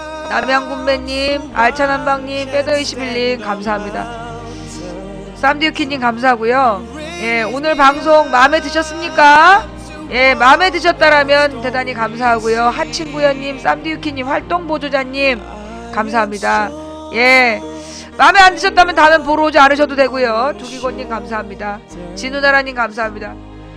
물론 제가 방송한 내용 중에 혹시 내가 얘기한 거에 대한 반론 갖고내 있어요? 반론 근거 갖고내 있어요? 아비트리즈님 감사합니다. 예. 그 반론의 근거를 갖고 온 사람 있으면 시청자 의견란에 올려주시고요. 네. 오늘 방송 마음에 드셨다라면 추천 부탁드리고요. 코스모스 사랑님 감사합니다. 선물해 주셨는데 제가 혹시 인사 못 드린 분께는 죄송합니다. 대포베르님 감사하고요. 처음부터 끝까지 시청해 주신 여러분 감사합니다.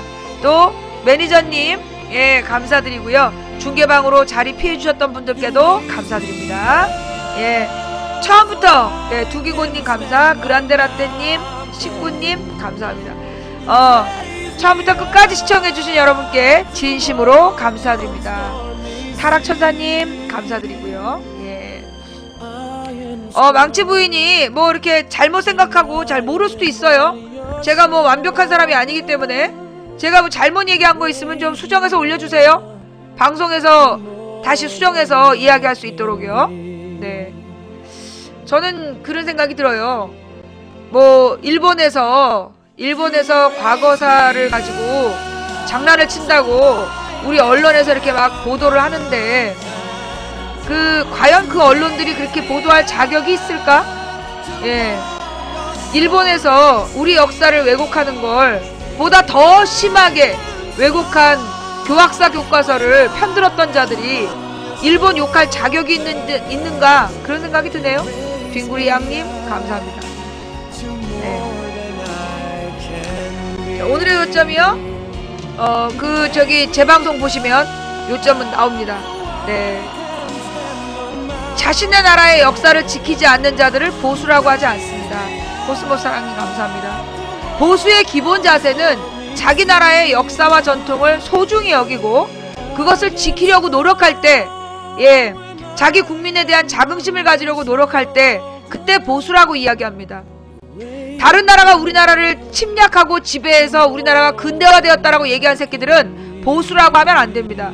그런 놈들은 매국노라고 얘기하는 겁니다. 세종대왕 후손님 둥근 달림 감사합니다. 매국노들로부터 나라를 지키려는 망치부인은 보수입니다. 예. 또 망치부인은 좌파냐 우파냐 궁금해하시는 분들 계시는데요. 저는 민주주의자입니다. 망치부인이 좌파로 보이면 당신은 독재편이고요. 망치부인이 우파로 보이면 당신은 진보주의자입니다. 나는 그냥 민주주의자입니다. 여러분 잘 알지도 못하는데 가르려고 편가르지 마십시오. 예. 잘 알지도 못하면서 지역 비하하지 마십시오. 오늘은 제가 호남에 대한 얘기를 했는데요. 사실 경상도 같은 경우도요. 굉장히 의기 있고 사실 우리 그 민족운동 그 일제와 맞섰던 독립운동의 민족주의 계열은요. 전부 다 경상도 사람들이었어요. 상당수가. 예. 그래서 이 경상도의 많은 선비들이 반외세 투쟁에 나섰다가 전부 다 패가망신한, 그러니까, 가문이 이제 멸문지화를 당한 거거든요.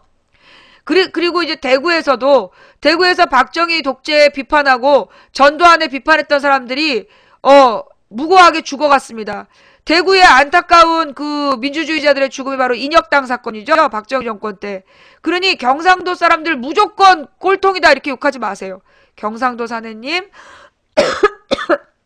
팬클럽 가입 감사합니다. 네.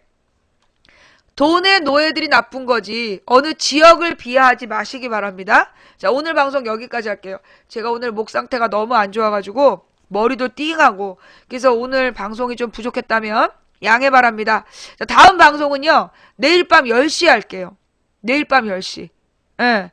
왜냐하면 내일 낮 2시에 제가 중앙지검에 좌익 교수를 잡았는지 고소인 조사를 받으러 오라 그랬고 내가 고소인으로서 내가 어떤 피해를 입었다라고 설명하러 가야 돼요. 그 전에 변호사하고 회의를 해야 되고요. 그래서 내일은 낮 방송을 못합니다. 내일은 밤 10시 목감기 내일 밤 10시에 만나요. 예, 보고대회 할게요. 예, 함께 해주신 여러분 대단히 감사하고요. 내일 간간히 모바일 방송 할게요. 가는 길 오는 길에 모바일 방송하면서 왔다 갔다 할 테니까 여러분들 이렇게 관심 가져주시고요. 네, 글쎄요. 좋은 결과가 이 꼬라지로 나오겠습니까? 대법관으로 망보 화이팅님, 아침에 빛나라님, 자초빵님 감사합니다. 대법관으로 저런 그 폭력을 진짜 무혐의 처리한 사람을 국가폭력을 무혐의 처리한 사람이 대법관 되는 나라에서 좋은 결과가 나오겠어요?